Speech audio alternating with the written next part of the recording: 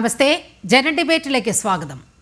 ഭാവിയിൽ എപ്പോഴോ സംഭവിക്കാനിരിക്കുന്ന മണ്ഡല പുനർനിർണയം ഇന്ന് ചർച്ചയാക്കിയത് ആരുടെ ഉള്ളിലെ നീറ്റലിൻ്റെ അടിസ്ഥാനത്തിൽ? ഭരണഘടനാ സ്ഥാപനങ്ങൾ മാനദണ്ഡം നിശ്ചയിക്കാത്ത ഒരു വിഷയം ഇനി ഉണ്ടാകാൻ പോകുന്നത് ഇന്നതായിരിക്കും എന്ന ഒരു തോന്നലിൽ നടത്തുന്ന രാഷ്ട്രീയ പ്രസ്താവനകൾക്ക് പിന്നിൽ വിഭജനം എന്ന കറുത്ത ആശയം നിഴലിക്കുന്നു. ഇന്ത്യൻ ജനാധിപത്യത്തിൽ കോപ്പറേറ്റീവ് ഫെഡറലിസം കൃത്യമായി നിലനിൽക്കെ അതിനെ തകർക്കുന്ന രീതിയിലേക്ക് പ്രതിപക്ഷം നീങ്ങുന്നതെന്തേ? 2056 വരെ കേന്ദ്ര സർക്കാരിൻ്റെ തുടർഭരണം ഉണ്ടാകുമെന്നാണോ സ്റ്റാലിൻ്റെ വാക്കുകളിൽ നിന്ന് വ്യക്തമാകുന്നത്? ഇടതുപക്ഷം ഏത് പക്ഷത്തിനൊപ്പം നിലനിൽക്കുന്നു? വിഭജന പക്ഷത്തിനൊപ്പമാണോ ഇടതുപക്ഷം? ഇനിയും ഇറങ്ങാത്ത മാനദണ്ഡങ്ങളെക്കുറിച്ച് വാചാലമായി പ്രതിപക്ഷം നടത്തുന്ന പ്രതിരോധങ്ങൾ ദുർബലപ്പെടുത്തുന്നത് ദേശീയ ഐക്യത്തെയല്ലേ? വിഭജന വിത്തുകൾ ചില വിഭാഗങ്ങളിലേക്ക് എറിഞ്ഞ് രാഷ്ട്രീയ നേട്ടം കൊയ്യാനുള്ള തന്ത്രമാണോ പ്രതിപക്ഷത്തിൻ്റേത്? ജന ഡിബേറ്റ് ഈ വിഷയം ചർച്ച ചെയ്യുമ്പോൾ അതിഥികളായി പങ്കെടുക്കുന്നത് BJP പ്രതിനിധി അഡ്വക്കേറ്റ് VP ശ്രീപത്മനാഭൻ, കോൺഗ്രസ് പ്രതിനിധി പ്രൊഫസർ റോണി K. ബേബി, ഇടതുപക്ഷ നിരീക്ഷകൻ M. ജയചന്ദ്രൻ, രാഷ്ട്രീയ നിരീക്ഷകൻ ഡോക്ടർ മോഹൻ വർഗീസ് എന്നിവരാണ്. ആദ്യം ഇടതുപക്ഷ നിരീക്ഷകൻ M. ജയചന്ദ്രനിലേക്ക് പോവുകയാണ്. ശ്രീ M. ജയചന്ദ്രൻ, മണ്ഡല പുനർനിർണയവുമായി ബന്ധപ്പെട്ട് ഇന്ന് ചെന്നൈയിൽ വളരെ സുപ്രധാനമായ ഒരു യോഗം ആണ് സ്റ്റാലിൻ വിളിച്ചു ചേർത്തത്. കേന്ദ്ര നടപടികൾ രാജ്യത്തിൻ്റെ ഫെഡറൽ സംവിധാനത്തെ തകർക്കുന്നുവെന്നാണ് ഈ യോഗത്തിൽ സംസാരിച്ചുകൊണ്ട് കേരളത്തിൻ്റെ മുഖ്യമന്ത്രി പിണറായി വിജയൻ പറഞ്ഞത്. സമാനമായ രീതിയിൽ തന്നെയാണ് അവിടെ പങ്കെടുത്ത ഈ ചർച്ച വിളിച്ചു ചേർത്ത സ്റ്റാലിൻ പറയുന്നത് അങ്ങനെ തന്നെയാണ്. 2056 വരെ ഈ മണ്ഡല പുനർനിർണയം ഒരു തരത്തിലും നടക്കരുത്. ഇതുപോലെ ഇന്ന് നിലനിൽക്കുന്ന അതേ രീതിയിൽ തന്നെ ഈ മണ്ഡല പുനർനിർണയം അതുപോലെ നിലനിൽക്കണം. അതിൻ്റെ അടിസ്ഥാനത്തിൽ മാത്രം തെരഞ്ഞെടുപ്പ് മതിയാൽ മതി എന്നാണ് പറയുന്നത്. എന്താണ് നിങ്ങളുടെ ആശങ്കയ്ക്ക് അടിസ്ഥാനം?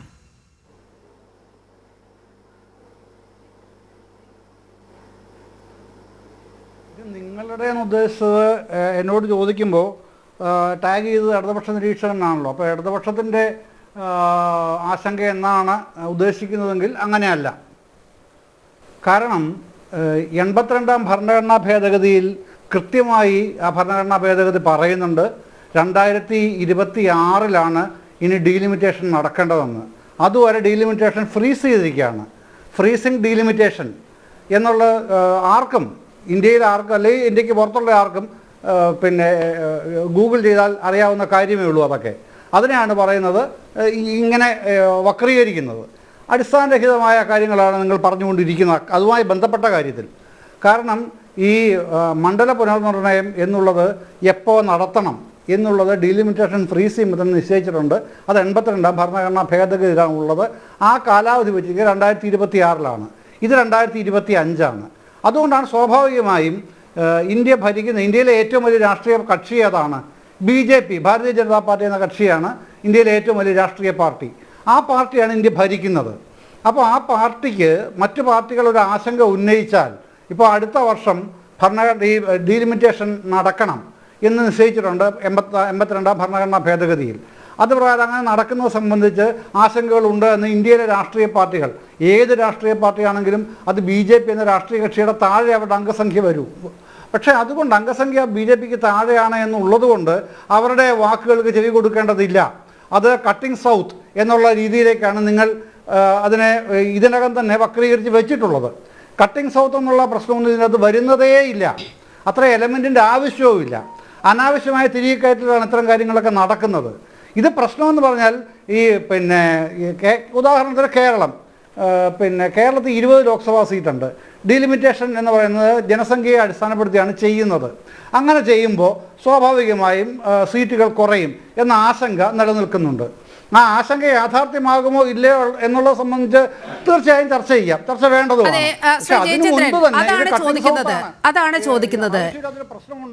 ഇതിന് ഈ മണ്ഡല പുനർനിർണയവുമായി ബന്ധപ്പെട്ട് എന്തെങ്കിലും ഒരു അഭിപ്രായം പറയേണ്ട തെരഞ്ഞെടുപ്പ് കമ്മീഷൻ അല്ലെങ്കിൽ കേന്ദ്ര സർക്കാർ ഇതുമായി ബന്ധപ്പെട്ട് ഏതെങ്കിലും വിധത്തിലുള്ള ഒരു കരട് രേഖയോ അതുപോലുള്ള സപ്ലിമെൻ്ററി എവിഡൻസോ അങ്ങനെ എന്തെങ്കിലും ഒന്ന് പുറത്തിറക്കിയിട്ടുണ്ടോ? അങ്ങനെ ആശങ്കപ്പെടാൻ മാത്രം എന്ത് സാഹചര്യമാണ് ഇപ്പോൾ നിലനിൽക്കുന്നത്? കാരണം 2026 ശേഷം മാത്രമേ ഈ പുനർനിർണയം വരെ നടക്കാൻ സാധ്യതയുള്ളൂ. അതുവരെ ഫ്രീസ് ചെയ്യപ്പെട്ടിരിക്കുന്ന ഒരവസ്ഥ.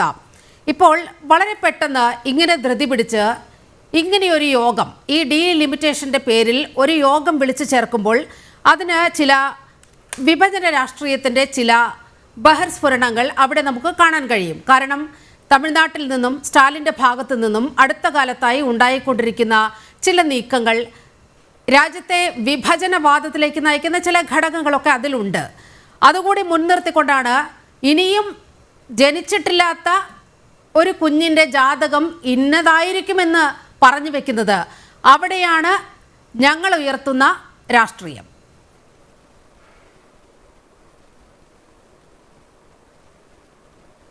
അല്ല, നിങ്ങൾ ഉയർത്തുന്ന രാഷ്ട്രീയം എന്ന് പറഞ്ഞാൽ ഞാനത് അംഗീകരിക്കില്ല എന്നേ. ഇപ്പോൾ നീലിമ എന്ന ജനം ടി വിയിലെ ജേർണലിസ്റ്റ് രാഷ്ട്രീയ പ്രവർത്തകയല്ല എന്നെനിക്കറിയാം. ഞാൻ രാഷ്ട്രീയ പ്രവർത്തകരല്ല, നിങ്ങൾക്കും അറിയാം. അതേസമയം ഈ ചർച്ചയിൽ ഇപ്പോൾ ഇവിടെ ഇരിക്കുന്ന VP ശ്രീപത്മനാഭൻ BJP നേതാവാണെന്നുള്ളത് എല്ലാവർക്കും അറിയാം. അപ്പോൾ BJP എന്ന രാഷ്ട്രീയ പാർട്ടിയുടെ നിലപാടുകൾ വേറൊന്ന്, പിന്നെ മറ്റ് പൗരന്മാർ സ്വീകരിക്കുന്ന നിലപാടുകൾ മറ്റൊന്ന് എന്ന നിലയിൽ തന്നെ കാണണം. അല്ലാതെ നിങ്ങളുടേത് എന്ന് പറയുന്ന നിലപാടിനോട് എനിക്ക് യോജിക്കാൻ കഴിയില്ല. അതൊന്ന്, അതിരിക്കട്ടെ, അത് പ്രധാനപ്പെട്ട കാര്യമല്ല, അത് ഒരു ഡിബേറ്റിംഗ് ഇഷ്യൂവും അല്ല, അതവിടെ നിൽക്കട്ടെ. താങ്കൾ പറഞ്ഞതിലേക്ക് ഞാൻ തിരിച്ചു വരാം. ഈ സ്റ്റാലിൻ മറ്റ് പല കാര്യങ്ങളിലും അദ്ദേഹത്തിൻ്റെതായ പേഴ്സണൽ അജണ്ടകൾ രൂപപ്പെടുത്തുന്നുണ്ടാവാം, അങ്ങനെ സംസാരിക്കുന്നുണ്ടാവാം. അതൊന്നും നമ്മുടെ ഈ ചർച്ചയിലേക്ക് ആ വിഷയങ്ങളൊന്നും വെച്ചിട്ടില്ലല്ലോ. അതുകൊണ്ട് ഞാൻ ആ ഭാഗങ്ങളിലേക്ക് കടക്കുന്നില്ല. പക്ഷേ ഈ പ്രശ്നം ഇത് ആ പേഴ്സണൽ അജണ്ടയിലേക്കൊക്കെ വരേണ്ടതുണ്ട്. ശ്രീ M. ജയചന്ദ്രൻ, ഇങ്ങനെ ഒരു രാഷ്ട്രീയ അജണ്ട രൂപപ്പെട്ടതിന് പിന്നിൽ സ്റ്റാലിൻ്റെ ചില വ്യക്തിപരമായ താല്പര്യങ്ങൾ വളരെ കൃത്യമായി ഉണ്ട് എന്നുള്ള രാഷ്ട്രീയ നിരീക്ഷണങ്ങളും വരുന്നുണ്ട്. അതുകൊണ്ട് കൂടിയാണ് ചോദിക്കുന്നത്, ഇത്തരത്തിൽ ഒരു തരത്തിലും ഒരു വിജ്ഞാപനം പോലും പുറത്തിറങ്ങാത്ത എന്നോ നടക്കാൻ ഉദ്ദേശിക്കുന്ന ഒരു പുനർനിർണയവും അതിനെ തുടർന്നുണ്ടാകുന്ന ഈ തെരഞ്ഞെടുപ്പുമെല്ലാം എത്രയോ നാളിന് ശേഷം ഒരുപക്ഷെ നടക്കേണ്ടതായ ഒരു സംഗതിയാണ്. പക്ഷേ ഇപ്പോൾ തന്നെ ഇവിടെ എന്തോ വലിയ പ്രശ്നം വരാൻ പോകുന്നു. ഫെഡറലിസത്തിന് അങ്ങേയറ്റം വലിയ അപകടം സൃഷ്ടിക്കുന്ന രീതിയിലാണ് കേന്ദ്ര സർക്കാർ BJP പ്രവർത്തിക്കുന്നത് എന്ന വലിയ രീതിയിൽ പ്രചാരണം നടത്തിക്കൊണ്ടാണ് ഇന്ന് ചില സംസ്ഥാനങ്ങളിലെ മുഖ്യമന്ത്രിമാരും അതുപോലെ ഇന്ത്യ സഖ്യത്തിലെ കക്ഷികളുമെല്ലാം ചേർന്ന് നേതാക്കളുമെല്ലാം ചേർന്ന് ചെന്നൈയിൽ യോഗം നടത്തിയത്. അത് മുന്നോട്ട് വെക്കുന്ന രാഷ്ട്രീയം എന്ന് പറയുന്നത് ഇവിടുത്തെ ഫെഡറലിസത്തെ തകർക്കാൻ ശ്രമിക്കുന്നു എന്നാണ്. എങ്ങനെയാണ് ഫെഡറലിസത്തിന് നേർക്കുള്ളൊരു വെല്ലുവിളിയായി ഇത് മാറുന്നത്?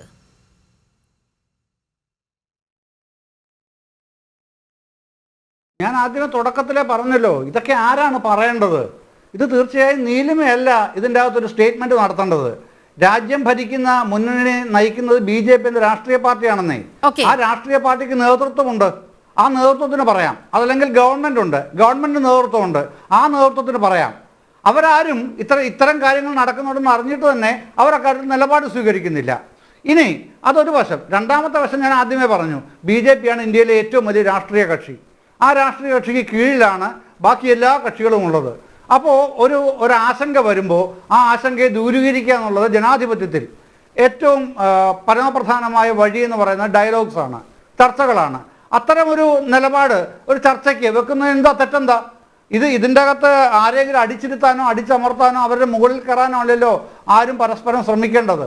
പ്രശ്നങ്ങൾ ഉണ്ടെന്ന് ഒരാൾക്ക് തോന്നുന്നുണ്ടെങ്കിൽ, പ്രത്യേകിച്ചും അംഗസംഖ്യയിൽ കുറവുള്ള രാഷ്ട്രീയ കക്ഷികൾക്ക്, BJP-യെക്കാളും അംഗസംഖ്യയിൽ കുറവുള്ള രാഷ്ട്രീയ കക്ഷികൾക്ക് അത്തരം ഒരു വ്യത്യസ്ത അഭിപ്രായം ഉണ്ടെങ്കിൽ ആ അഭിപ്രായത്തിനോട് ഡയലോഗിലൂടെ പിന്നെ നിലപാട് വിശദീകരിക്കുക.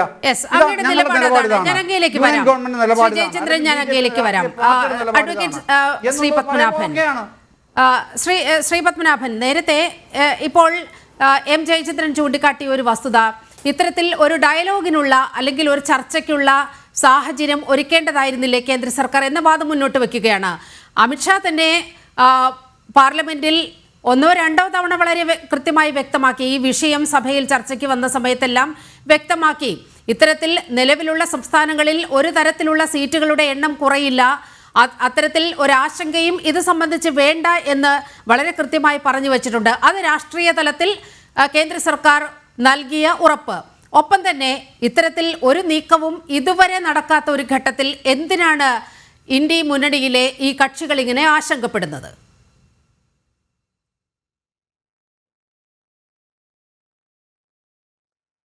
അല്ല, ഇന്ന് സാമൂഹ്യ മാധ്യമങ്ങളിൽ ഒരു തമാശ പ്രചരിപ്പിക്കുന്നുണ്ട്. വേറൊന്നുമല്ല, മക്കളോട് സ്നേഹമുള്ള പ്രതിപക്ഷ നേതാക്കന്മാർ കേന്ദ്രത്തിനെതിരെ ചെന്നൈയിൽ യോഗം ചേർന്നു. മക്കളില്ലാത്ത മമതാ ബാനർജി പങ്കെടുത്തിട്ടുമില്ല. തമാശയാണ്. മക്കളോട് സ്നേഹമുള്ള പ്രതിപക്ഷ നേതാക്കന്മാർ ചെന്നൈയിൽ കേന്ദ്രത്തിനെതിരെ യോഗം ചേർന്നു, എന്നാൽ മക്കളില്ലാത്ത മമതാ ബാനർജി പങ്കെടുത്തിട്ടില്ല. അത് തമാശയാണ്. ഇവിടെ ഒരു വിഷയം എന്താ അറിയോ? ഈ ആവശ്യവുമായി ഇവർ മുന്നോട്ട് പോയാൽ ഇന്ത്യ മുന്നണി പൊളിയും. ഇന്ത്യ മുന്നണി പൊളിഞ്ഞ് പാളീസാവും. കാരണം പശ്ചിമ ബംഗാളിൽ വൻതോതിൽ സീറ്റ് കൂടുമെന്നാണ് ഇവരെന്നെ പറഞ്ഞുണ്ടാക്കുന്ന കണക്കാട്ടോ. കേന്ദ്ര സർക്കാർ കണക്കൊന്നും പുറത്തുവിട്ടില്ല. കേന്ദ്ര സർക്കാരിന് അതിന് അധികാരമൊന്നുമില്ല. തെരഞ്ഞെടുപ്പ് കമ്മീഷനും കേന്ദ്ര സർക്കാരും കൂടി ഡീലിമിറ്റേഷൻ വരുന്ന കാലത്ത് സുപ്രീം കോടതി റിട്ടയർഡ് ജഡ്ജി ചെയർമാനും മുഖ്യ തെരഞ്ഞെടുപ്പ് കമ്മീഷണറോ അല്ലെങ്കിൽ തെരഞ്ഞെടുപ്പ് കമ്മീഷണർമാരിൽ ആരെങ്കിലും ഒരാളോ ഒക്കെ മെമ്പർമാരായ ഒരു കമ്മിറ്റി ഉണ്ടാക്കി അവർ ഡീലിമിറ്റേഷൻ കമ്മീഷൻ അതിൻ്റെ ബന്ധപ്പെട്ട രാഷ്ട്രീയ കക്ഷികളും പൊതുജനങ്ങളും മറ്റെല്ലാവരുമായി ചർച്ച ചെയ്തിട്ടാണ് ഇത് തീരുമാനിക്കേണ്ടത്. അതൊന്നും ഇവിടെ നടന്നിട്ടില്ല. അപ്പോൾ പക്ഷേ ഇവർ തന്നെ കുറേ കണക്ക് പുറത്തു വിടുന്നുണ്ട്. ഇപ്പോൾ സ്റ്റാലിൻ തന്നെ കുറേ മൂപ്പര് ഇതെന്തോ തീരുമാനിച്ച മട്ടിലാണ്. അങ്ങോട്ട് പറയുന്നത് വടക്കേ ഇന്ത്യയെ കൂടുന്നു. അങ്ങനെയാകുമ്പോൾ RJDക്ക് പ്രശ്നമാണ്. RJDക്ക് നല്ലതാണ്, ബീഹാർ കൂടും. ഒരു ദേശീയ ഓൺലൈൻ മാധ്യമങ്ങൾ പുറത്തുവിട്ട കണക്കാണ്. എനിക്കൊന്നും അറിഞ്ഞുകൂടാ അവരെന്ത് അടിസ്ഥാനത്തിലാണ് പറഞ്ഞതെന്ന്. പക്ഷെ ദേശീയ ഓൺലൈൻ മാധ്യമം പറയുന്നത് 98% സീറ്റ് കൂടും എവിടെ? ബീഹാറിൽ. അതായത് നിലവിൽ 40 ഉള്ളത് 76 ആവും അത്രേ. രാജസ്ഥാനിൽ 50 ആവും. ഇപ്പോൾ 25 50 ആവും. 100% സീറ്റ് വർധനവ്. 78% വർധനവ് UPയിൽ. അപ്പോൾ ഈ RJD SP അതുപോലെ തന്നെ പശ്ചിമ ബംഗാളിൽ വലിയ തോതിൽ സീറ്റ് കൂടുന്നതാണ് ഈ ഓൺലൈൻ മാധ്യമം പുറത്തുവിട്ടത്. എനിക്ക് എൻ്റെ കണക്കറിഞ്ഞുകൂടാ എന്ത് അടിസ്ഥാനത്തിൽ അവർ പറയുന്നതെന്ന്. പശ്ചിമ ബംഗാളിൽ കൂടുമത്ര. അപ്പം മമതാ ബാനർജിയും RJDയും SP ഒക്കെ ഇതിനെതിരാ, ഈ മീറ്റിങ്ങിനെതിരാ. കൂടണം, അവരുടെ സംസ്ഥാനങ്ങളിൽ ജനസംഖ്യ കൂടിയിട്ടുണ്ടെങ്കിൽ കൂടണം എന്ന താല്പര്യക്കാരവർ. ഈ പൊളിഞ്ഞു പോകും, ഇന്ത്യ മുന്നണി പൊളിയും. ഇതിപ്പോൾ എന്താ പ്രശ്നം അറിയോ? സ്റ്റാലിനെതിരെ ഗുരുതരമായ അഴിമതി ആരോപണം വന്നിട്ടുണ്ട്. ടാസ്മാക് മദ്യ അഴിമതി, ഡൽഹിയിലെ അതേപോലെയുള്ള മദ്യ അഴിമതി വന്നിട്ടുണ്ട്. 1000 കോടി ഉറുപ്പ്യന്റെ മദ്യ കമ്പനികളിൽ നിന്നും മദ്യം വാങ്ങുന്നതും വിൽക്കുന്നതുമായി ബന്ധപ്പെട്ട ക്രമക്കേടുകൾ, 1000 കോടിയുടെ ക്രമക്കേട്. ED അന്വേഷണം ആരംഭിച്ചു. താൽക്കാലികമായി ഈ തമിഴ്നാട് ഹൈക്കോടതി 2 ദിവസത്തേക്കോ മറ്റോ ഒരു സ്റ്റേ കൊടുത്തിട്ടുണ്ട്. അപ്പം അതിൽ പിടിച്ച് നിൽക്കുക. ഇത് തുടങ്ങിയ അന്ന് മുതൽ ഇത് തുടങ്ങാനൊരു വേറൊരു കാരണമുണ്ട്. ഈ തമിഴ്നാട്ടിലെ എക്സൈസ് വകുപ്പ് മന്ത്രി ആരാന്നറിയോ? വിശ്വപ്രസിദ്ധനായ സെന്തിൽ ബാലാജിയാണ്. പണ്ട് ADMKയിലുള്ള കാലത്ത് ട്രാൻസ്പോർട്ട് വകുപ്പ് മന്ത്രിയായിരിക്കെ കണ്ടക്ടർമാരെയും മെക്കാനിക്കുമാരെയും ഡ്രൈവർമാരെയും നിയമിക്കുന്നതിൽ തമിഴ്നാട് സ്റ്റേറ്റ് ട്രാൻസ്പോർട്ട് കോർപ്പറേഷനിൽ വലിയ അഴിമതി നടത്തി. അത് പിന്നെ സെറ്റിൽ ചെയ്തു. വാങ്ങിയ പൈസ തിരിച്ചു കൊടുത്ത് സെറ്റിൽ ചെയ്യാൻ നോക്കിയപ്പോൾ സുപ്രീം കോടതി എങ്ങനെയാണ് ഈ അഴിമതി സെറ്റിൽ ചെയ്യാന്ന് ചോദിച്ചിട്ട് നിങ്ങളത് അന്വേഷിച്ച് നടപടി എടുത്തിട്ടില്ലെങ്കിൽ ഞങ്ങൾ CBIക്ക് വിടും എന്ന് പറഞ്ഞപ്പോഴാണ് അന്വേഷണം ആരംഭിച്ചത്. പിന്നീട് ED വന്ന് ലക്ഷക്കണക്കിന് കോടിക്കണക്കിന് രൂപേൻ്റെ കൈക്കൂലി വാങ്ങിയത് കണ്ടെത്തി ഇയാളെ പിടിച്ച് 6 മാസം ജയിലിലിട്ടു. 6 മാസം ഇയാൾ മന്ത്രിയായി ജയിലിൽ കിടന്നു, കേജ്രിവാളിനെ പോലെ. എന്നിട്ട് പുറത്ത് വന്നിട്ട് ഇപ്പോൾ എക്സൈസ് വകുപ്പ് കൂടി കൈകാര്യം ചെയ്യുക. അപ്പോഴാണ് ഇപ്പോൾ അഴിമതി നടന്നിരിക്കുന്നത്. വലിയ അഴിമതി തമിഴ്നാട്ടിൽ നടന്നിട്ട് പ്രശ്നമാണിത്.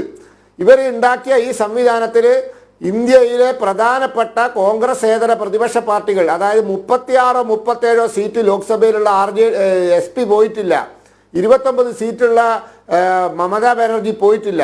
അതൊക്കെ ഇവർ തമ്മിൽ തന്നെ ഒരിക്കലും യോജിക്കാൻ പോകുന്നില്ല. ഇത് ഞാൻ ചോദിക്കട്ടെ, ഇതിൻ്റെ അടിസ്ഥാനം എന്താ? ഇവിടെ 84ാം ഭരണഘടനാ ഭേദഗതി പറയുന്നത് എന്താ? 26 ശേഷം നടക്കുന്ന സെൻസസിന് ശേഷം, the census which take place after 2026, അതായത് 2026 ശേഷം നടക്കുന്ന സെൻസസിന് ശേഷമാണ് ഡീലിമിറ്റേഷൻ വേണ്ടത്. പഴയ കണക്ക് പ്രകാരം 2031 സെൻസസ് നടക്കേണ്ടത്, അതായത് 2026 ശേഷം നടക്കേണ്ട സെൻസസ്. പക്ഷേ 21 നടക്കാത്തത് കൊണ്ട് ഒരു പക്ഷേ ആ സെൻസസ് 27 28 ഇനി 26 നടന്നേക്കാം. അങ്ങനെയാകുമ്പോൾ ആദ്യം ഒരു സെൻസസ് നടക്കണം, 26 ശേഷമായിരിക്കണം. എന്നിട്ട് ആ സെൻസസിന് അടിസ്ഥാനത്തിൽ ഡീലിമിറ്റേഷൻ നടക്കണം. അതിനൊരു കമ്മീഷൻ നിയമിക്കണം. ആ കമ്മീഷൻ കണ്ടെത്തണം അതിൻ്റെ മാനദണ്ഡങ്ങൾ, എന്നിട്ട് അവർ നിശ്ചയിക്കണം. ഇതൊക്കെ ഏതോ കാലത്ത് നടക്കാൻ പോകുന്ന കാര്യമാണ്. പക്ഷേ ഡീലിമിറ്റേഷൻ നടക്കും. 26 കഴിഞ്ഞാൽ ഡീലിമിറ്റേഷൻ നടക്കും. 30 കൊല്ലത്തിൽ ഡീലിമിറ്റേഷൻ വേണമെന്നാണ് പറയുന്നത്. അപ്പോൾ അത് നടക്കുമെന്ന് ഉറപ്പാണ്. അത് നടക്കും. അത് ഇന്നല്ലെങ്കിൽ നാളെ നടന്നല്ലേ പറ്റൂ. ഇന്ത്യയിൽ എത്ര പ്രാവശ്യം നടന്നു? ഇപ്പോൾ 2009 ആണ് ഏറ്റവും ഒടുവിലെ തെരഞ്ഞെടുപ്പ്, അതായത് ഡീലിമിറ്റേഷൻ ശേഷമുള്ള തെരഞ്ഞെടുപ്പ് 2001 സെൻസസ് പ്രകാരം അത് 6, 7, 8 ആയി നടപടിക്രമം പൂർത്തിയാക്കി 9 തെരഞ്ഞെടുപ്പിൽ അത് നടന്നു. അതിന് 30 കൊല്ലം കഴിയും അപ്പോഴേക്കും അത് നടക്കണം. അത് നടക്കാൻ പോകുന്നതിനെ പറ്റി ബഹളം ഉണ്ടാക്കുക, ഇതൊക്കെ ദുരുദ്ദേശപരമാണ്. പല ഉദ്ദേശങ്ങളും ഉണ്ട്. ഇപ്പോൾ വേറെ ഉണ്ട്, രൂപ മാറ്റണം. ഏത് ഈ 6 ഹിന്ദിയിലെ രാ മാറ്റണമല്ലേ? ഈ രാ ആരാ രൂപകൽപ്പന ചെയ്തത്?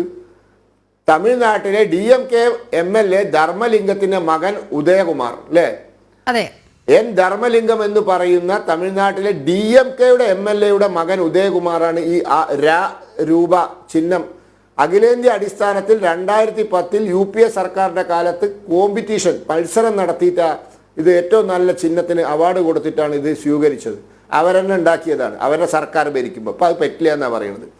അതായത് എത്രത്തോളം തരം താഴാൻ പറ്റുമോ അത്രത്തോളം തരം താഴും. കാരണം അഴിമതി വലിയ പിടുത്തം വരാൻ പോകണേ. അതാണ് ഈ കേജ്രിവാൾ പോയതുപോലെ ജയിലിൽ പോയിട്ട് വരുന്നുള്ളൊരു പേടിയുണ്ട്. അപ്പോൾ അതിന് ഉണ്ടാക്കുന്ന പ്രശ്നങ്ങൾ, ത്രിഭാഷാ സമ്പ്രദായം. ഇന്നലെ തമിഴ്നാട്ടിലെ പ്രശസ്ത സിനിമാ സംവിധായകനും നടനുമായ രാജേന്ദ്രൻ അദ്ദേഹം ഹിന്ദിയിൽ ഇങ്ങനെ പ്രസംഗിക്കുക, എന്നിട്ട് പറയുക എൻ്റെ നാട്ടിലെ കുട്ടികൾ 3 4 ഭാഷ പഠിക്കട്ടെ, അവരെ തലയ്ക്കകത്ത് വിവരവും ജ്ഞാനവും വളരട്ടെ, തമിഴ് മാത്രമല്ല എല്ലാം പഠിക്കട്ടെ. എന്തായാലും ഹിന്ദിയിൽ പ്രസംഗിക്കുക. ഈ ഹിന്ദി വിരോധം പറഞ്ഞിട്ട് ആളെ കൂട്ടുന്ന കാലമൊക്കെ കഴിഞ്ഞു പോയി തമിഴ്നാട്ടിൽ. ബ്രാഹ്മണ മേധാവിത്വ പാർട്ടി എന്ന് പറയുന്ന BJPക്ക് സ്വന്തമായി മത്സരിച്ചിട്ട് 18% വോട്ട് കിട്ടിയ സ്ഥലം അന്ന് തമിഴ്നാട്. അതാണ് ഇന്നത്തെ തമിഴ്നാട്. ബ്രാഹ്മണ മേധാവിത്വ പാർട്ടി എന്നാണ് BJPയെ കൊണ്ട് RSSനെ കൊണ്ട് പറഞ്ഞത്. ആ പാർട്ടിക്ക് സ്വന്തമായി 18% വോട്ട് കിട്ടിയ സംസ്ഥാനമായി തമിഴ്നാട് മാറി. അതുകൊണ്ട് ഇത് ഉടായ്പാണ്. പിന്നെ ഈ കുറച്ച് ആൾക്കാർ കൂടെ കൂട്ടുന്നുണ്ട്, അത് അവരുടെയൊക്കെ രാഷ്ട്രീയ താല്പര്യം കൊണ്ട്. ഏതായാലും ഇതുമായി മുന്നോട്ട് പോയാൽ ഇന്ത്യ മുന്നണി പൊളിയും.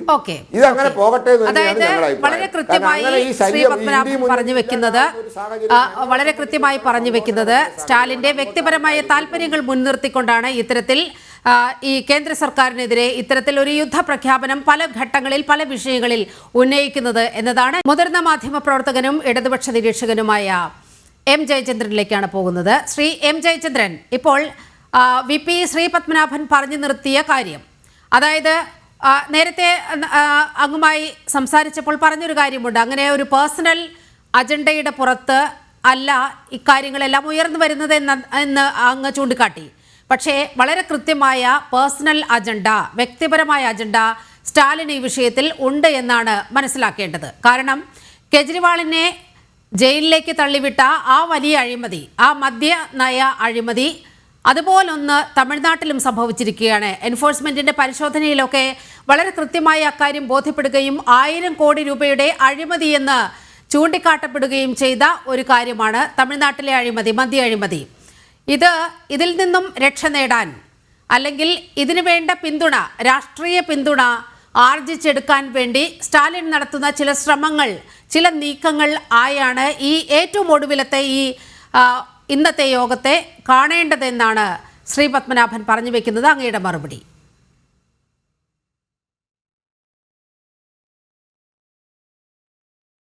അദ്ദേഹത്തിന് അങ്ങനെ പറയാനുള്ള സ്വാതന്ത്ര്യം ഉള്ളതുകൊണ്ട് എനിക്കത് നിരോധിക്കാനൊന്നും പറ്റില്ലല്ലോ, അത്ര അഭിപ്രായം. ഇപ്പോൾ സ്റ്റാലിനെന്നല്ല, എവിടെ ആര് 1 രൂപയുടെ അഴിമതി കാണിച്ചിട്ടുണ്ടോ അത്തരക്കാരെ അതത് ഗവൺമെൻറ്റുകൾ നടപടി സ്വീകരിക്കണം. പിടികൂടി എന്താണോ നിയമപരമായി ചെയ്യാൻ കഴിയുന്നത് അത്തരക്കാർക്കെതിരെ ചെയ്യുകയും വേണം. അതിനോടൊന്നും പിന്നെ ഒരു ലെവലേസം, അതിനൊന്നും പിന്നെ നിൽക്കുന്നയാളോ അല്ലെങ്കിൽ അതിനുവേണ്ടി അവർക്ക് അനുകൂല അഭിപ്രായം പറയുന്ന ആളോ അല്ല ഞാൻ എന്നതെങ്കിലും നീലിമയ്ക്ക് അറിയാമെന്ന് ഞാൻ വിചാരിക്കുന്നു. അപ്പോൾ അതൊന്നും എൻ്റെ വിഷയമല്ല. സ്റ്റാലിൻ അഴിമതി നടത്തിക്കൊണ്ടാണ് ഡീലിമിറ്റേഷനുമായിട്ട് ഇപ്പോൾ ഇറങ്ങിയിരിക്കുന്നത്. അതൊന്നും ഞാൻ പിന്നെ ഈ രാഷ്ട്രീയ അഭിപ്രായം എന്നുള്ളതിൽ കവിഞ്ഞ് ഇപ്പോൾ VP ശ്രീപത്മനാഭനെ പോലുള്ള ആൾക്കാരെന്നൊക്കെ പറയുന്ന അവര് കാര്യങ്ങൾ പഠിച്ച് മുതിർന്ന ഒരു മാധ്യമ പ്രവർത്തകനാണ്. പക്ഷേ ഈ അഴിമതി തമിഴ്നാട്ടിൽ നടന്നിട്ടില്ല എന്ന് അങ്ങേക്ക് പറയാൻ കഴിയുമോ? 1000 കോടിയുടെ ഈ മദ്യ അഴിമതി തമിഴ്നാട്ടിൽ നടന്നിട്ടില്ല എന്ന് അങ്ങേക്ക് പറയാൻ കഴിയുമോ? അങ്ങനെയുള്ള വാർത്തകൾ പുറത്തു വരുന്നുണ്ടല്ലോ.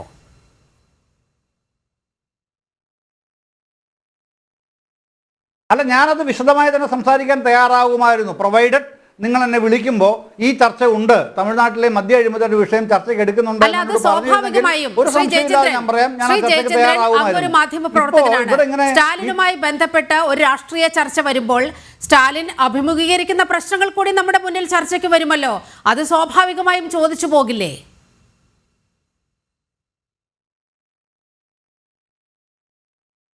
അല്ല, ഞാൻ സ്റ്റാലിൻ അഭിമുഖീകരിക്കുന്ന പ്രശ്നമായിട്ട് ഞാനിതിനെ കണ്ടിട്ടേ ഇല്ല. ഈ ഡീലിമിറ്റേഷനുമായിട്ട് ബന്ധപ്പെട്ട പ്രശ്നം എന്ന് പറഞ്ഞാൽ മറ്റൊരുപാട് പ്രശ്നങ്ങളുമായി കോയിൻസൈഡ് ചെയ്ത് കിടക്കുന്നതാണ്. ഞാനത് സ്റ്റാലിൻ്റെ പ്രശ്നമോ പിണറായി വിജയൻ്റെ പ്രശ്നമോ ഭഗവന്ത് സിംഗ് മാൻ്റെ പ്രശ്നമോ ആയിട്ട് ഞാൻ ചുരുക്കി കണ്ടിട്ടില്ല. ഞാനിതിനെ ഒരു ബ്രോഡർ പെർസ്പെക്റ്റീവിൽ കാണാൻ ആഗ്രഹിക്കുന്ന വ്യക്തിയാണ്. അങ്ങനെ തന്നെയാണ് ഈ നിമിഷം വരെയും കണ്ടിട്ടുള്ളത്, നാളെ അങ്ങനെ കാണുകയുമുള്ളൂ. അതിലവർ സ്റ്റാലിൻ്റെ പ്രശ്നമായിട്ടൊന്നും ഞാനിതിനെ കാണുന്നില്ല. അതുകൊണ്ട് തന്നെ തമിഴ്നാട്ടിലുണ്ടാകുന്ന ഡെവലപ്മെൻറ്റ്സ് എന്തെങ്കിലും ഉണ്ടെങ്കിൽ അത് ഇല്ല എന്നും പറയാൻ ഞാൻ ആളല്ല. അതിൻ്റെ അകത്ത് അഴിമതി ഉണ്ടായിരിക്കാം, ഇല്ലായിരിക്കാം. പക്ഷെ ഞാനത് പഠിച്ചിട്ടില്ല, ഞാൻ ആ വിഷയം തിരിഞ്ഞു നോക്കിയിട്ട് പോലുമില്ല എന്താണെന്നുള്ളത്. ടാസ്മാഗിനെ കുറിച്ച് അറിയാമെന്നുള്ളതല്ലാതെ അവിടെ ഇങ്ങനെ 1000 കോടി രൂപയുടെ അഴിമതി നടന്നിട്ടുള്ള ഓരോന്നും സത്യമായിട്ടും ഞാൻ ഈ ചർച്ചയ്ക്ക് വരുമ്പോൾ അത്തരം കാര്യങ്ങളൊന്നും അതിൻ്റെ പെരിഫറൽസ് പോലും നോക്കിയിട്ടില്ല. പിന്നല്ലേ അതിൻ്റെ ഉള്ളിലേക്ക് കടന്ന് പറയാൻ കഴിയുക. ഡീലിമിറ്റേഷൻ്റെ പ്രശ്നം പറയുകയാണെങ്കിൽ പ്രധാനപ്പെട്ട പ്രശ്നമാണ് തുടക്കം. നമ്മുടെ രാജ്യം സ്വാതന്ത്ര്യം നേടി തുടങ്ങുന്ന ആ സമയത്ത് ഭരണഘടന കണ്ടൊരു കാര്യം എന്ന് പറഞ്ഞാൽ 6 മുതൽ 7.5 ലക്ഷം വരെ ആൾക്കാർക്ക് വേണ്ടിയിട്ടാണ് ഓരോ മണ്ഡലവും ലോക്സഭാ മണ്ഡലങ്ങൾ രൂപീകരിക്കപ്പെടേണ്ടത്. അതന്നത്തെ ഒരു കണക്കായിരുന്നു. ആ കണക്ക് വെച്ചാവുമ്പോൾ ഇന്നിപ്പോൾ നമ്മുടെ ജനസംഖ്യ ഒന്ന് കണക്ക് കൂട്ടി നോക്കൂ. 6 വേണ്ട, അല്ല 6 വേണ്ട, 7.5 വെച്ച് കണക്ക് കൂട്ടിക്കോളൂ. ഒരു 1800ഓളം ലോക്സഭാ സീറ്റുകൾ ഉണ്ടാവില്ല ഇന്ത്യയിൽ. അപ്പോൾ അത് കണ്ടിട്ടാണ് പിന്നീട് ഇന്ത്യയുടെ ജനസംഖ്യയുടെ കുതിപ്പ് കണ്ടിട്ടാണ് പിന്നീട് ഭരണഘടനാ ഭേദഗതി തന്നെ കൊണ്ടുവരുന്നത്. പല ഘട്ടങ്ങളിൽ ഉണ്ടായിട്ടുണ്ട്. അതിനുശേഷമാണ് പിന്നീട് ഈ 7.5 ലക്ഷം എന്നുള്ള പരിഗണനയൊക്കെ മാറി 1800 എന്നുള്ള സംഖ്യ നമ്മൾ മറക്കുകയൊക്കെ ചെയ്യുന്നത്. ഇപ്പോൾ വരുമ്പോൾ ഈ ഡീലിമിറ്റേഷൻ്റെ ആധാരം എന്ന് പറയുന്നത് ജനസംഖ്യ തന്നെയാണ്. അവിടെയാണ് ഡീലിമിറ്റേഷൻ 2026 നടക്കണമെന്നാണ് നിശ്ചയിച്ചിട്ടുള്ളത്. അതിനുശേഷമേ നടക്കുകയുള്ളൂ. ഈ ഡീലിമിറ്റേഷൻ എപ്പോൾ വേണമെങ്കിലും അതിനുശേഷം നടത്തുകയും ചെയ്യാം. അപ്പോൾ അന്നേരം ഒരു പ്രതിഷേധമായിട്ട് ഇറങ്ങുന്നതിനേക്കാളും ഫലപ്രദമാവുക മുൻകൂട്ടി അക്കാര്യത്തിൽ നിലപാടുകൾ പറയുക എന്നുള്ളതാണ് പ്രതിപക്ഷ കക്ഷികൾ കാണുന്ന കാര്യം. അതിനകത്ത് ഇന്ത്യ മുന്നണി തകരുമോ എന്നുള്ളതൊക്കെ അവരുടെ രാഷ്ട്രീയ നിലപാടുകൾ ആശ്രയിച്ചിരിക്കുന്ന കാര്യമാണ്. ഞാൻ അതിൻ്റെ അകത്ത് ഒരു പ്രഡിക്ഷൻ നടത്താൻ തയ്യാറല്ല, അതിൻ്റെ ആവശ്യവുമില്ല. എന്നെ സംബന്ധിച്ചോളം പ്രശ്നം ഡീലിമിറ്റേഷൻ തന്നെയാണ്. ഡീലിമിറ്റേഷനിൽ കാണുന്ന കാര്യം ജനസംഖ്യ മാത്രമാണ് അടിസ്ഥാനമായിട്ട് നിൽക്കുന്നത്. അവിടെ വരുമ്പോൾ നമ്മൾ അതിൻ്റെ അകത്ത് സഫററാവും. അങ്ങനെ സഫർ ചെയ്യാതിരിക്കുക എന്നുള്ളത് പ്രധാനപ്പെട്ട കാര്യമാണ്. അതിനെന്തൊക്കെയാണ്, എന്തുകൊണ്ടാണ് കേരളത്തിന് സീറ്റ് കുറയും എന്ന് പറയുന്നത്? ജനസംഖ്യയാണ് അടിസ്ഥാനം. ജനസംഖ്യ അടിസ്ഥാനമാക്കുമ്പോഴേക്ക് മറ്റ് സംസ്ഥാനങ്ങൾ സീറ്റ് കൂടും, കേരളത്തിന് കുറയാം. അത്തരം കാര്യങ്ങളിൽ എങ്ങനെയാണ് ഒരു സമവായം, കൺസെൻസസ് ഉണ്ടാക്കുക? അതിനാണ് ഡയലോഗ് വേണ്ടത്. ആ കൺസെൻസസിൽ എന്തൊക്കെയാണ് ഘടകങ്ങളായി വരേണ്ടത്? ഈ ജനസംഖ്യ മാത്രം മതിയോ ഒരു സംസ്ഥാനത്തിൻ്റെ ഡീലിമിറ്റേഷനെ ആധാരമാക്കുന്ന ഘടകങ്ങൾ? അത് പോരാ എന്നുള്ളതാണ് പൊതുവെ വരുന്ന വാദഗതികൾ.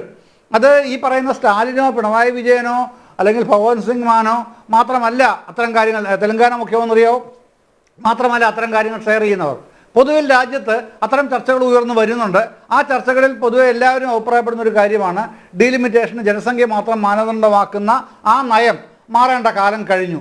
കാരണം മുൻകാല കേന്ദ്ര സർക്കാരുകളുടെ നിർദ്ദേശങ്ങളുടെ മലപ്പുറത്ത് ഇതുപോലെ മണ്ഡല പുനർനിർണയം ഉണ്ടായപ്പോൾ 4 സീറ്റുകൾ അധികം വന്ന് 16 സീറ്റുകളിലേക്ക് ഉയർന്നല്ലോ. അപ്പോൾ ഒരു എതിർ ശബ്ദവും അവിടെ നിന്ന് ഉയർന്നിരുന്നില്ലല്ലോ. മലപ്പുറത്ത് ഈ മണ്ഡല പുനർനിർണയത്തിന്റെ ഭാഗമായി ജനസംഖ്യ മാത്രം അടിസ്ഥാനമാക്കി അവിടെ കണക്കെടുത്തപ്പോൾ 16 മണ്ഡലങ്ങളായി ഉയർന്നില്ലേ മലപ്പുറത്ത്? അപ്പോൾ ഒരു എതിർ ശബ്ദവും എവിടെ നിന്നും ഉയർന്നു കേട്ടിട്ടില്ല.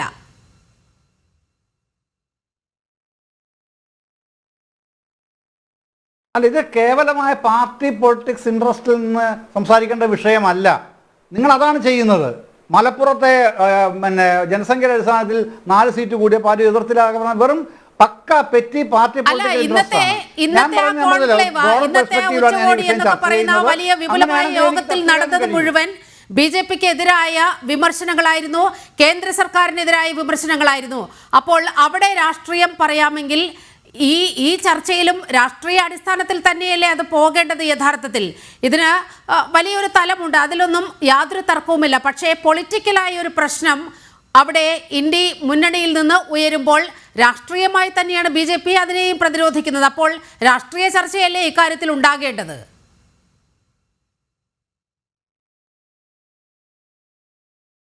അതിനൊരു രാഷ്ട്രീയ പ്രവർത്തകനെ കൊണ്ടേ പറ്റൂ. ഞാൻ രാഷ്ട്രീയ പ്രവർത്തകനല്ല, ഒരു രാഷ്ട്രീയ പാർട്ടിയുടെയും കാർഡ് ഹോൾഡർ അല്ല ഞാൻ. എനിക്കത് കഴിയില്ല. രാഷ്ട്രീയ പ്രവർത്തനം അല്ലാത്ത എനിക്ക് രാഷ്ട്രീയ പാർട്ടികൾ പറയുന്ന രീതിയിൽ വർത്തമാനം പറയാനും അറിയില്ല. ഇനി അറിയാമെങ്കിൽ തന്നെ ഞാനത് പറയുകയുമില്ല.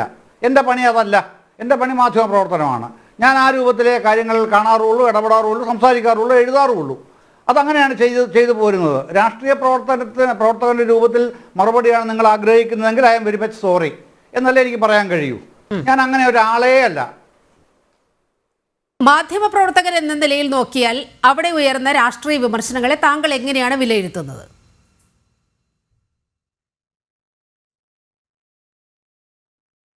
അല്ല, ഞാൻ പറഞ്ഞല്ലോ, ഈ രാഷ്ട്രീയമായിട്ട് നീലിമ പ്രശ്നം ഇതാണ്.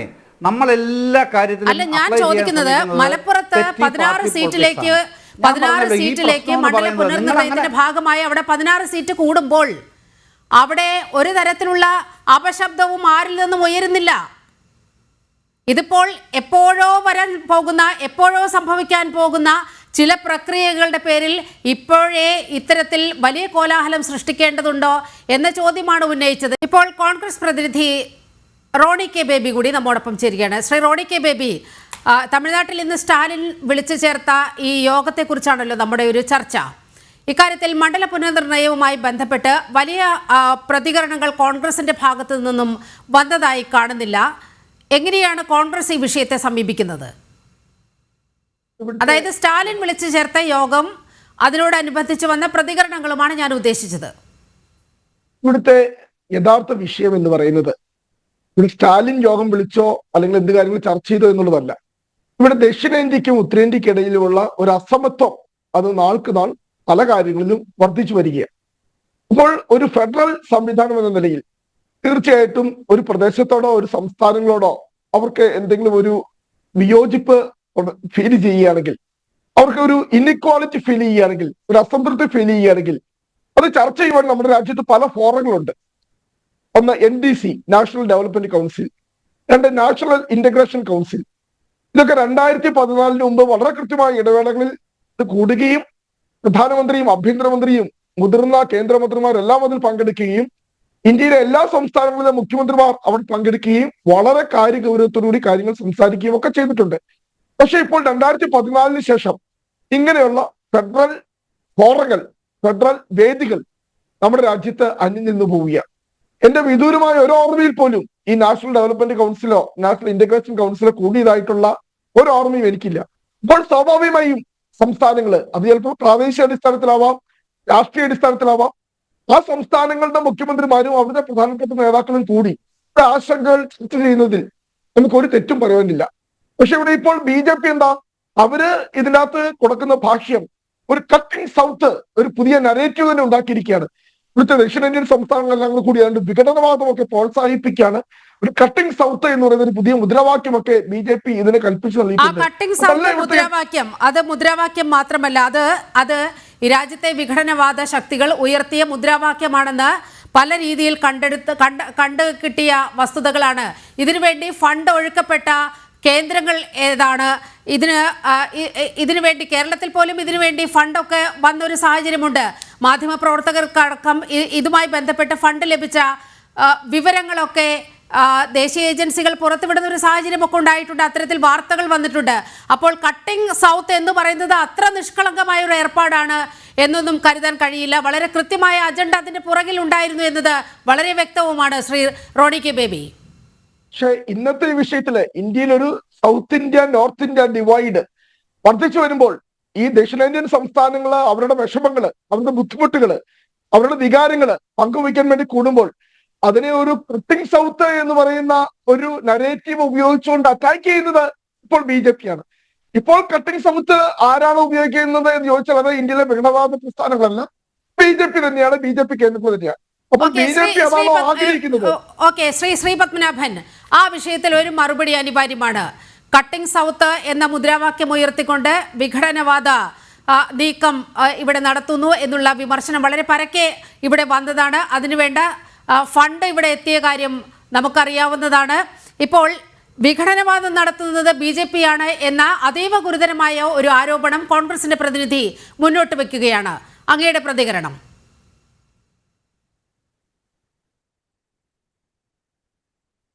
അല്ല, കട്ടിംഗ് സൗത്ത് പോയിട്ട് കേന്ദ്ര സർക്കാർ വേണ്ടാന്ന് പറഞ്ഞാൽ ഇന്ത്യയുടെ എന്താ പറയുക ഐക്യവും അഖണ്ഡതയ്ക്കും ഭീഷണിയായിട്ട് ഒരു കേക്ക് പോലും ഇവിടെ ആരും കട്ട് ചെയ്യൂല. ഏത് രാജ്യത്തിൻ്റെ ഐക്യത്തിനും അഖണ്ഡതയ്ക്കും ഭീഷണിയാണ്, ചെയ്യരുത് എന്ന് ഇന്ത്യ രാജ്യം ഭരിക്കുന്ന ഗവൺമെൻറ് പറഞ്ഞാൽ ഒരു കേക്ക് പോലും ഇവിടെ ആരും കട്ട് ചെയ്യൂല. ഇന്നലെ രാജ്യസഭയിൽ അമിത്ഷാ പറഞ്ഞതെന്താ? 2026 മാർച്ച് 31 മാവോയിസം ഇന്ത്യയിൽ അവസാനിക്കുന്ന 2026 മാർച്ച് 31 തീരും മാവോയിസം. നെറ്റിക്ക് വെടിവെക്കാൻ ഉത്തരവ് കൊടുത്തിട്ടുണ്ട്. നെറ്റിക്ക് വെടിവെക്കാൻ 30 എണ്ണത്തിനെയാണ് മിനിയാന്ന് ശരിയാക്കിയത്. ഇവിടെ കോൺഗ്രസ്സുകാർ ഇതൊക്കെ പറയുന്നുണ്ടല്ലോ. നിങ്ങളുടെ ബീഹാർ PCC പ്രസിഡന്റ് ആരാ? കനയ്യ കുമാർ. അയാളുടെ പേരിലൊരു കേസുണ്ട് ഡൽഹി മജിസ്ട്രേറ്റ് കോടതിയിൽ. എന്താ കേസറിയോ? ഭാരത് കി ബർബാദി തക് ജംഗ് രഹേഗി, ഭാരത് കി ബർബാദി തക് ജംഗ് രഹേഗി, ഇൻഷാ അള്ളാ ഇൻഷാ അള്ളാ, ഭാരത് തേരെ ടുക്കടേ ടുക്കടേ ഹോഗി, ഇൻഷാ അള്ളാ ഇൻഷാ അള്ളാ. പിന്നെയോ അഫ്സൽ ശർമിന്ദാ ഹേ തേരി കാഫിൽ അബി ജിന്ദാ ഹേ. ഭാരത് കി ബർബാദ്, ഇന്ത്യ രാജ്യം വെട്ടിമുറിക്കും, ഇന്ത്യയുടെ നാശം വരെ യുദ്ധം ചെയ്യും. അഫ്സൽ ഗുരു, നിന്നെ തൂക്കിക്കൊന്നവർ ഇപ്പോഴും ജീവനോടുണ്ട്, ഞങ്ങൾ ലജ്ജിക്കുന്നു. ഈ മുദ്രാവാക്യം ഡൽഹി യൂണിവേഴ്സിറ്റി യൂണിയൻ ചെയർമാൻ ആയിരിക്കെ, JNU യൂണിവേഴ്സിറ്റി, ജവഹർലാൽ നെഹ്റു യൂണിവേഴ്സിറ്റിയിൽ ചെയർമാൻ ആയിരിക്കെ, CPIന്റെ വിദ്യാർത്ഥി സംഘടനയുടെ വിദ്യാർത്ഥി വിഭാഗ നേതാവായിരിക്കെ, ASFന്റെ നേതാവായിരിക്കെ വിളിച്ചതായി വിദ്വാനും കൂട്ടരും. ഈക്കെ കേസ് പ്രതിയായി ജയിലിൽ കിടന്ന് ജാമ്യത്തിൽ ഇറങ്ങിയതാ. CPIക്കാർക്ക് മനസ്സിലായി ഇതൊരു തലവേദനയാന്ന്. അവർ പിടിച്ച് പുറത്താക്കി, മെല്ലെ ഒഴിവാക്കിയപ്പോൾ കോൺഗ്രസ് എടുത്തു. പണ്ടൊന്നും ഈ ജാതി അർബൻ നക്സലേറ്റിനെ AICC ആഫീസിന്റെ 4 അയലത്ത് കയറ്റൂലായിരുന്നു. പണ്ട് ജവഹർലാൽ നെഹ്റുവിന്റെ കാലത്താവട്ടെ, ഇന്ദിരാഗാന്ധിയുടെ കാലത്ത് പിന്നെ ചിന്തിക്കുക പോലും വേണ്ട, രാജീവ് ഗാന്ധിയുടെ കാലത്താവട്ടെ, ഈ ജാതി അർബൻ നരസിംഹറാവുവിന്റെ കാലത്താവട്ടെ, ഈ ജാതി അർബൻ നക്സലേറ്റുകളെ കോൺഗ്രസിന്റെ 4 അയലത്ത് അടുക്കാൻ സമ്മതിക്കില്ലായിരുന്നു. ഇയാളെ കോൺഗ്രസ് ആക്കി. എന്നിട്ട് ഡൽഹിയിൽ കഴിഞ്ഞ തവണ ഈസ്റ്റ് ഡൽഹിയിൽ മത്സരിപ്പിച്ച് 8 നില പൊട്ടി. ഇയാൾ ഇപ്പോൾ PCC പ്രസിഡന്റാന്നാ പറയുന്നത് ബീഹാറിലെ കനയ്യ കുമാരൻ. ഇങ്ങനത്തെ ആളുകളെ തലയിലേറ്റി നടക്കുകയാണ് കോൺഗ്രസ്. പിന്നെ ഇവരിതൊക്കെ ഇതിന് കൂട്ടുനിൽക്കുമല്ലേ? എന്തൊക്കെയാ പറഞ്ഞത്? ഈ രാജ്യത്ത് സാമ്പത്തികമായി ഇന്ത്യയിൽ വലിയ അഴിമതി ഷെയർ മാർക്കറ്റ് കേന്ദ്രീകരിച്ച് അഡാനിക്ക് വേണ്ടി നടത്തുന്നു നരേന്ദ്രമോദി. ആരാ പറഞ്ഞു കൊടുത്തത്? ഹിൻഡർബർഗ് എന്ന് പറയുന്നത് അമേരിക്കയിൽ 5-3-8 ആളുള്ള ഒരു ഓഫീസിൽ പ്രവർത്തിക്കുന്ന സ്ഥാപന. ഇപ്പൊ ആ സ്ഥാപനം പൂട്ടി. ട്രംപ് 2ാമത് അധികാരത്തിൽ പൂട്ടി. പിന്നെ ജോർജ് സോറാസ്, അന്താരാഷ്ട്ര സാമ്പത്തിക കുറ്റവാളി. അയാള് ഈ ജോർജ് സോറാസും ഹിൻഡർബർഗും പറയുന്നത് കേട്ടിട്ടാണ് പെഗാസിസിന്റെ പേരിലും ഹിൻഡർബർഗിന്റെ പേരിലും ഷെയർ കുംഭകോണത്തിന്റെ പേരിലും 3-4 പാർലമെന്റ് സമ്മേളനങ്ങൾ കലക്കിയത്. കലക്കിയില്ലേ 3-4 പാർലമെന്റ് സമ്മേളനങ്ങൾ. ഇത്തവണത്തെ ബഡ്ജറ്റ് സമ്മേളനം തുടങ്ങുമ്പോൾ പ്രധാനമന്ത്രി പ്രസംഗിച്ചു. എന്താ പ്രധാനമന്ത്രി പറഞ്ഞറിയോ? ചരിത്രത്തിൽ കുറേ കാലത്തിന് ശേഷം ആദ്യമായി വിദേശത്തു നിന്നും വാർത്തകളെ ചൊല്ലി ഉള്ള സംഘർഷങ്ങളും തടസ്സപ്പെടുത്തലും ഇല്ലാത്തൊരു പാർലമെന്റ് സമ്മേളനമാണ്. ഇങ്ങനെ തുടർച്ചയായി വിദേശത്തു നിന്ന് വരുന്ന വ്യാജ വാർത്തകളുടെ അടിസ്ഥാനത്തിൽ പാർലമെന്റ് സമ്മേളനങ്ങൾ തടസ്സപ്പെടുത്തിയതിന്റെ ഫലമായി ലോക്സഭാ തെരഞ്ഞെടുപ്പിൽ വലിയ സഖ്യം ഉണ്ടാക്കിയിട്ട് കുറച്ച് സീറ്റ് കിട്ടി. പക്ഷേ ഹരിയാനയിൽ തോറ്റു. മുഖ്യമന്ത്രിയായി സത്യപ്രതിജ്ഞ ചെയ്യാൻ മുഹൂർത്തം നിശ്ചയിച്ചിരുന്നു ഭൂപേന്ദ്ര സിംഗ് ഹൂഡ, തോറ്റുപോയി. മഹാരാഷ്ട്രയിൽ ലോക്സഭാ സീറ്റിന്റെ അടിസ്ഥാനത്തിൽ അധികാരത്തിൽ വരുമെന്നും മുഖ്യമന്ത്രി സ്ഥാനം ഞങ്ങൾക്ക് വേണമെന്നും പറഞ്ഞ് കോൺഗ്രസ്സുകാർ കുപ്പായം തുന്നിച്ചു.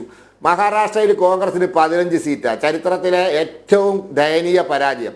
ഡൽഹിയിൽ പതിവ് പോലെ 0. ഞാനൊരു ഡൽഹിയെ സംബന്ധിച്ച് ഒരു തമാശ പറയാം. ഈ രാഹുൽ ഗാന്ധി വോട്ട് ചെയ്യുന്ന മണ്ഡലം ന്യൂഡൽഹി അസംബ്ലി മണ്ഡലമാണ്.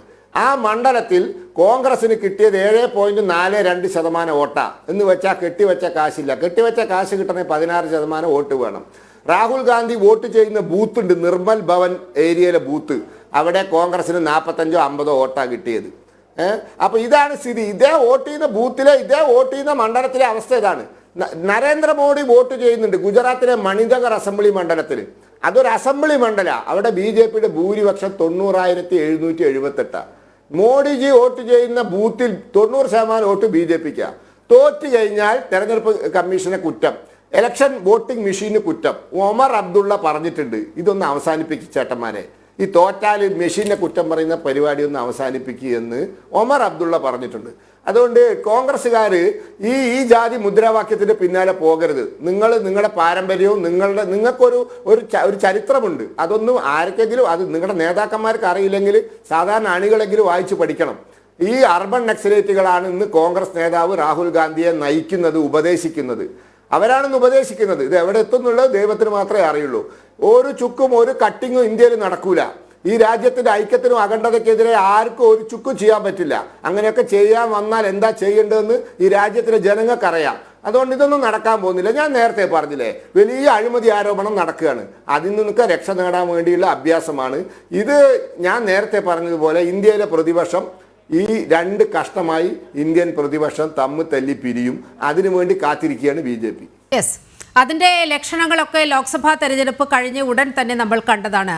ശ്രീ റോഡി കെ ബേബി, ഇതാണ് അങ്ങ് പറഞ്ഞ കട്ടിംഗ് സൗത്ത് എന്ന് പറയുന്നതിന്റെ യഥാർത്ഥ പ്രശ്നത്തിലേക്ക് ശ്രീ പത്മനാഭൻ ചില കാര്യങ്ങൾ തുറന്നു പറഞ്ഞത്.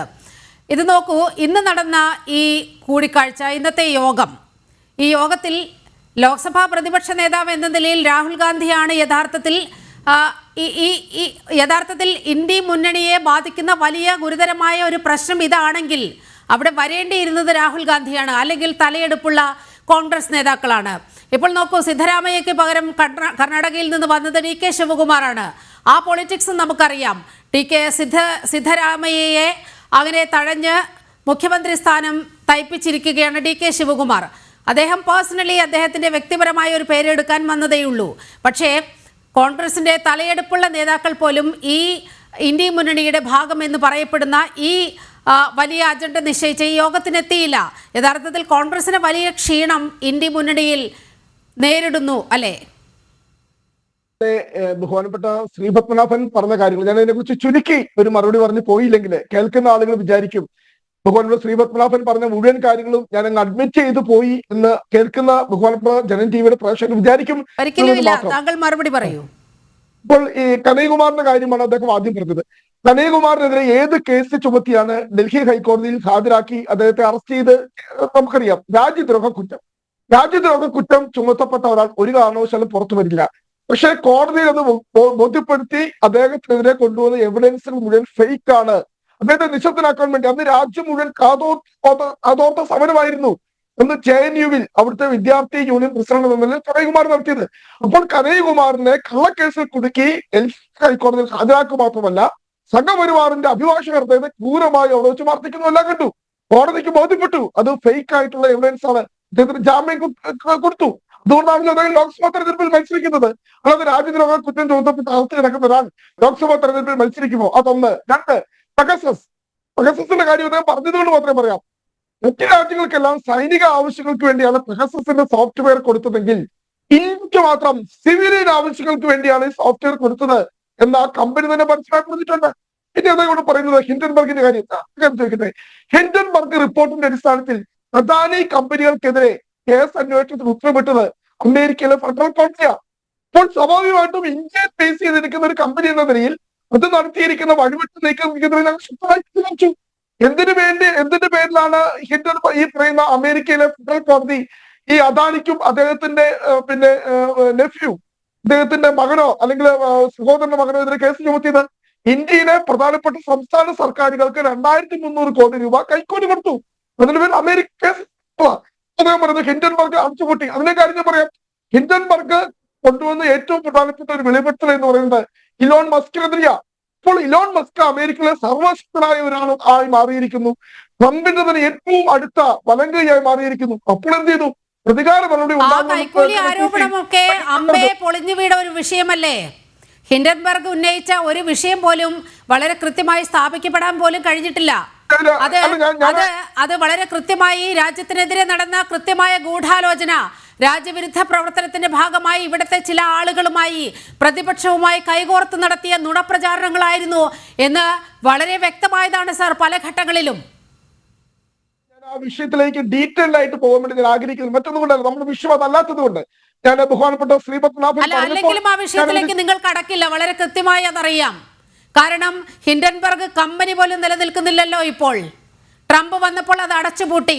അങ്ങനെ നിർഭയം പ്രവർത്തിക്കുന്ന ഒരു സന്നദ്ധ സംഘടനയാണ് എന്നുണ്ടെങ്കിൽ അവർക്ക് തുടരാൻ കഴിയുന്ന അവസ്ഥയൊക്കെ ഉണ്ടാകുമല്ലോ.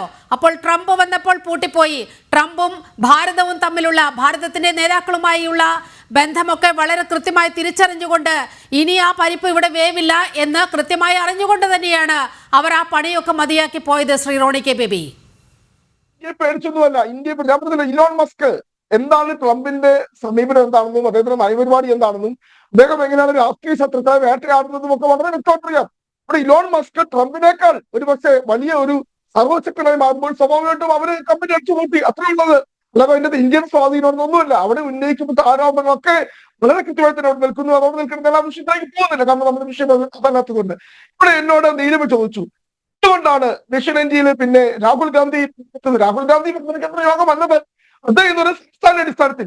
കാരണം എന്തുകൊണ്ടാണ് ദക്ഷിണേന്ത്യയിലെ സംസ്ഥാനം ഇവിടെ അല്ലാതെ ഉത്തരേന്ത്യയിൽ സീറ്റുകൾ പിന്നെ കൂടുന്നു, അതൊന്നും ഇല്ലാത്ത പ്രശ്നം. കാരണം എന്താ, ഇവിടെ ഉത്തരേന്ത്യയിൽ സൗത്ത് ഇന്ത്യയിൽ അല്ലെ ദക്ഷിണേന്ത്യയും ഉത്തരേന്ത്യയും തമ്മിൽ ഒരു ഇൻബാലൻസിങ് ഉണ്ടാകുന്നു, ഒരു അസമത്വം ഉണ്ടാകുന്നു ഇപ്പോൾ നിലവിൽ. കാരണം പല കാര്യങ്ങളില് ഇവിടെ ഈ പറയുന്ന മണ്ഡലം മാത്രമാണ് പ്രശ്നം, സാമ്പത്തിക ഉൾപ്പെടെയുള്ള വിഷയങ്ങളില് ഇവിടെ എന്താ, ഇവിടെ ഇന്ത്യയുടെ GDP-യിലേക്ക് 30% സംഭാവന ചെയ്യുന്നത് ഈ 4 സംസ്ഥാന ദക്ഷിണേന്ത്യൻ സംസ്ഥാനമാണ്. പക്ഷെ തിരിച്ചു കിട്ടുന്നത് വെറും 15.8. കൃത്യം കണക്ക് പറയാം. 1 രൂപ നമ്മൾ ദേശീയ ഖജനാവിലേക്ക് നമ്മൾ നികുതിയായി കൊടുക്കുമ്പോൾ അതിന് 7 രൂപ പോകുന്നത് ഉത്തർപ്രദേശിനാണ്, 6 രൂപ പോകുന്നത് ബീഹാറിനാണ്.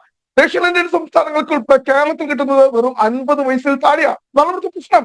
ഇവിടെ കൃത്യമായി തന്നെ ദക്ഷിണേന്ത്യൻ സംസ്ഥാനങ്ങളെ ഞാൻ പറയാം, 14ാം ധനകാര്യ കമ്മീഷൻ 3.60% ഈ ദക്ഷിണേന്ത്യയിൽ ഉൾപ്പെടെയുള്ള സംസ്ഥാനങ്ങൾക്ക് കേന്ദ്ര പദ്ധതി വിഹിതമായി അനുമതി ചെയ്തതെങ്കിൽ 15ാം ധനകാര്യ കമ്മീഷൻ വന്നിട്ട് പറഞ്ഞു ഇവിടെ ജനസംഖ്യ നിയന്ത്രിച്ചത് ഒരു പിന്നെ ബാഡ് മാർക്കാണ്, സൂത്രം നടപ്പാക്കിയത് ഒരു ബാഡ് മാർക്കാണ്, അതൊക്കെ നെഗറ്റീവാണ്.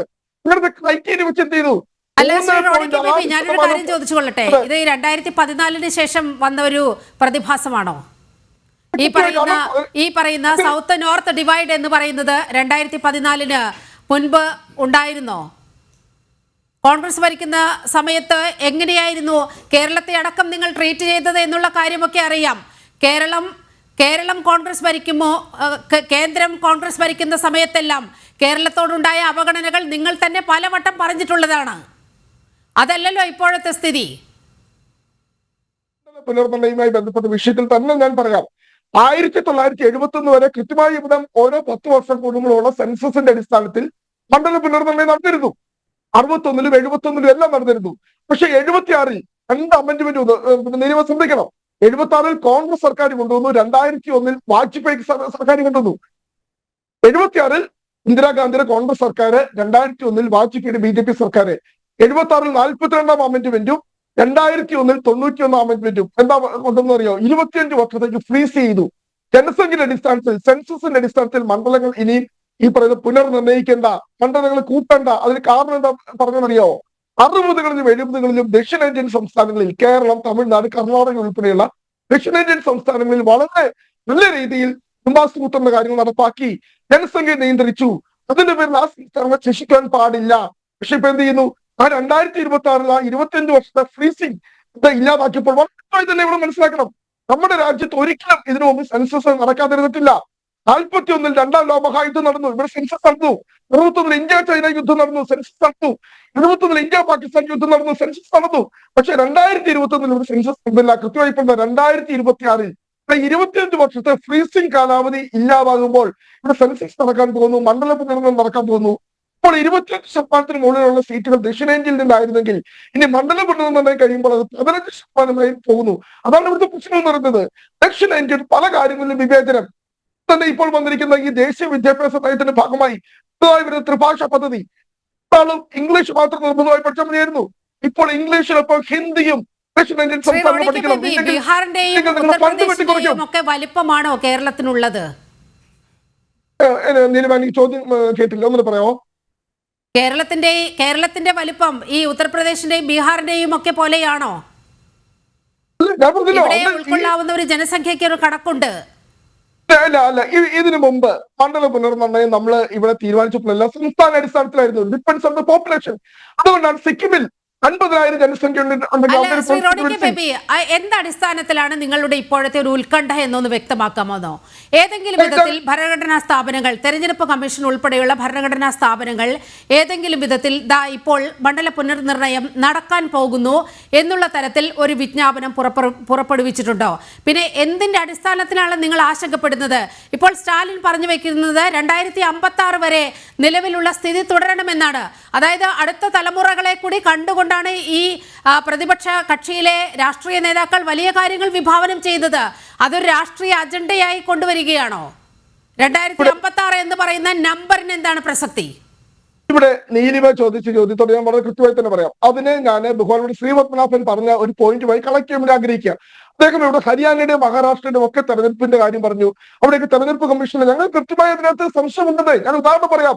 അവിടെ ഹരിയാന നിയമസഭാ തെരഞ്ഞെടുപ്പിൽ നടന്ന ക്രമക്കേടുകളെ കുറിച്ച് അന്വേഷിക്കുവാൻ ചണ്ഡീഗഡിലെ ഹൈക്കോടതി ഉത്തരവിട്ടതിന്റെ തൊട്ടു പിന്നാലെ കേന്ദ്ര സർക്കാർ ഈ തെരഞ്ഞെടുപ്പ് നിയമങ്ങളിൽ മാറ്റം വരുത്തി. എന്നിട്ട് പറഞ്ഞു CCTV ക്യാമറ അതുപോലുള്ള കാര്യങ്ങളൊന്നും ഈ പറയുന്ന പബ്ലിക് ഇനി ചോദിച്ചാൽ കൊടുക്കേണ്ടതില്ല. നേരത്തെ തെരഞ്ഞെടുപ്പുമായി ബന്ധപ്പെട്ട ഏത് ഡോക്യുമെന്റും പബ്ലിക് ആവശ്യപ്പെട്ടാൽ കൊടുക്കണമെന്നായിരുന്നെങ്കിൽ ഈ തെരഞ്ഞെടുപ്പ് നിയമങ്ങളിൽ അമെന്റ്മെന്റ് വരുത്തി CCTV പോലെയുള്ള ഒരു എവിഡൻസും കൊടുക്കണ്ട എന്ന് തീരുമാനിച്ചത് കേന്ദ്ര സർക്കാരാണ്. എന്തുകൊണ്ട് നിങ്ങൾ അങ്ങനെ നിയമം കൊണ്ടുവന്നു? രണ്ട്, ഈ മഹാരാഷ്ട്ര തെരഞ്ഞെടുപ്പുമായി ബന്ധപ്പെട്ട് ഇത് വളരെ കൃത്യമായി തന്നെ ഇപ്പോൾ ബോംബെ ഹൈക്കോടതി തെരഞ്ഞെടുപ്പ് കമ്മീഷന് നോട്ടീസ് അറിയിക്കുക. സംസ്ഥാനത്ത് 1 മണിക്കൂറിൽ 75 ലക്ഷം വോട്ടുകൾ വോട്ടെണ്ണുന്നതിന് 10 മണിക്കൂർ മുമ്പ് വരെ ഓരോ ദിവസവും ഇവിടെ ഈ കമ്പോളത്തിൽ വില കൂടുന്നത് പോലെ അല്ലെങ്കിൽ കുറയുന്നത് പോലെ ഈ പറയുന്ന വോട്ട് ശതമാനം കൂടിക്കൊണ്ടിരിക്കുക. ഒരു തെരഞ്ഞെടുപ്പ് കഴിഞ്ഞ് 4 ദിവസം കഴിഞ്ഞിട്ടുണ്ടാ 2%, 3% വെച്ച് തെരഞ്ഞെടുപ്പിന്റെ ശതമാന കണക്ക് കൂടുക. വളരെ ന്യായമായിട്ടുള്ള ശിക്ഷയുണ്ട്. ബോംബെയിൽ തന്നെ ഒരു തെരഞ്ഞെടുപ്പ് കമ്മീഷൻ വളരെ കൃത്യത വരുത്തിയിട്ടുണ്ട് എന്നാണ് എന്റെ ഒരു ബോധ്യം. അങ്ങനെയല്ലേ?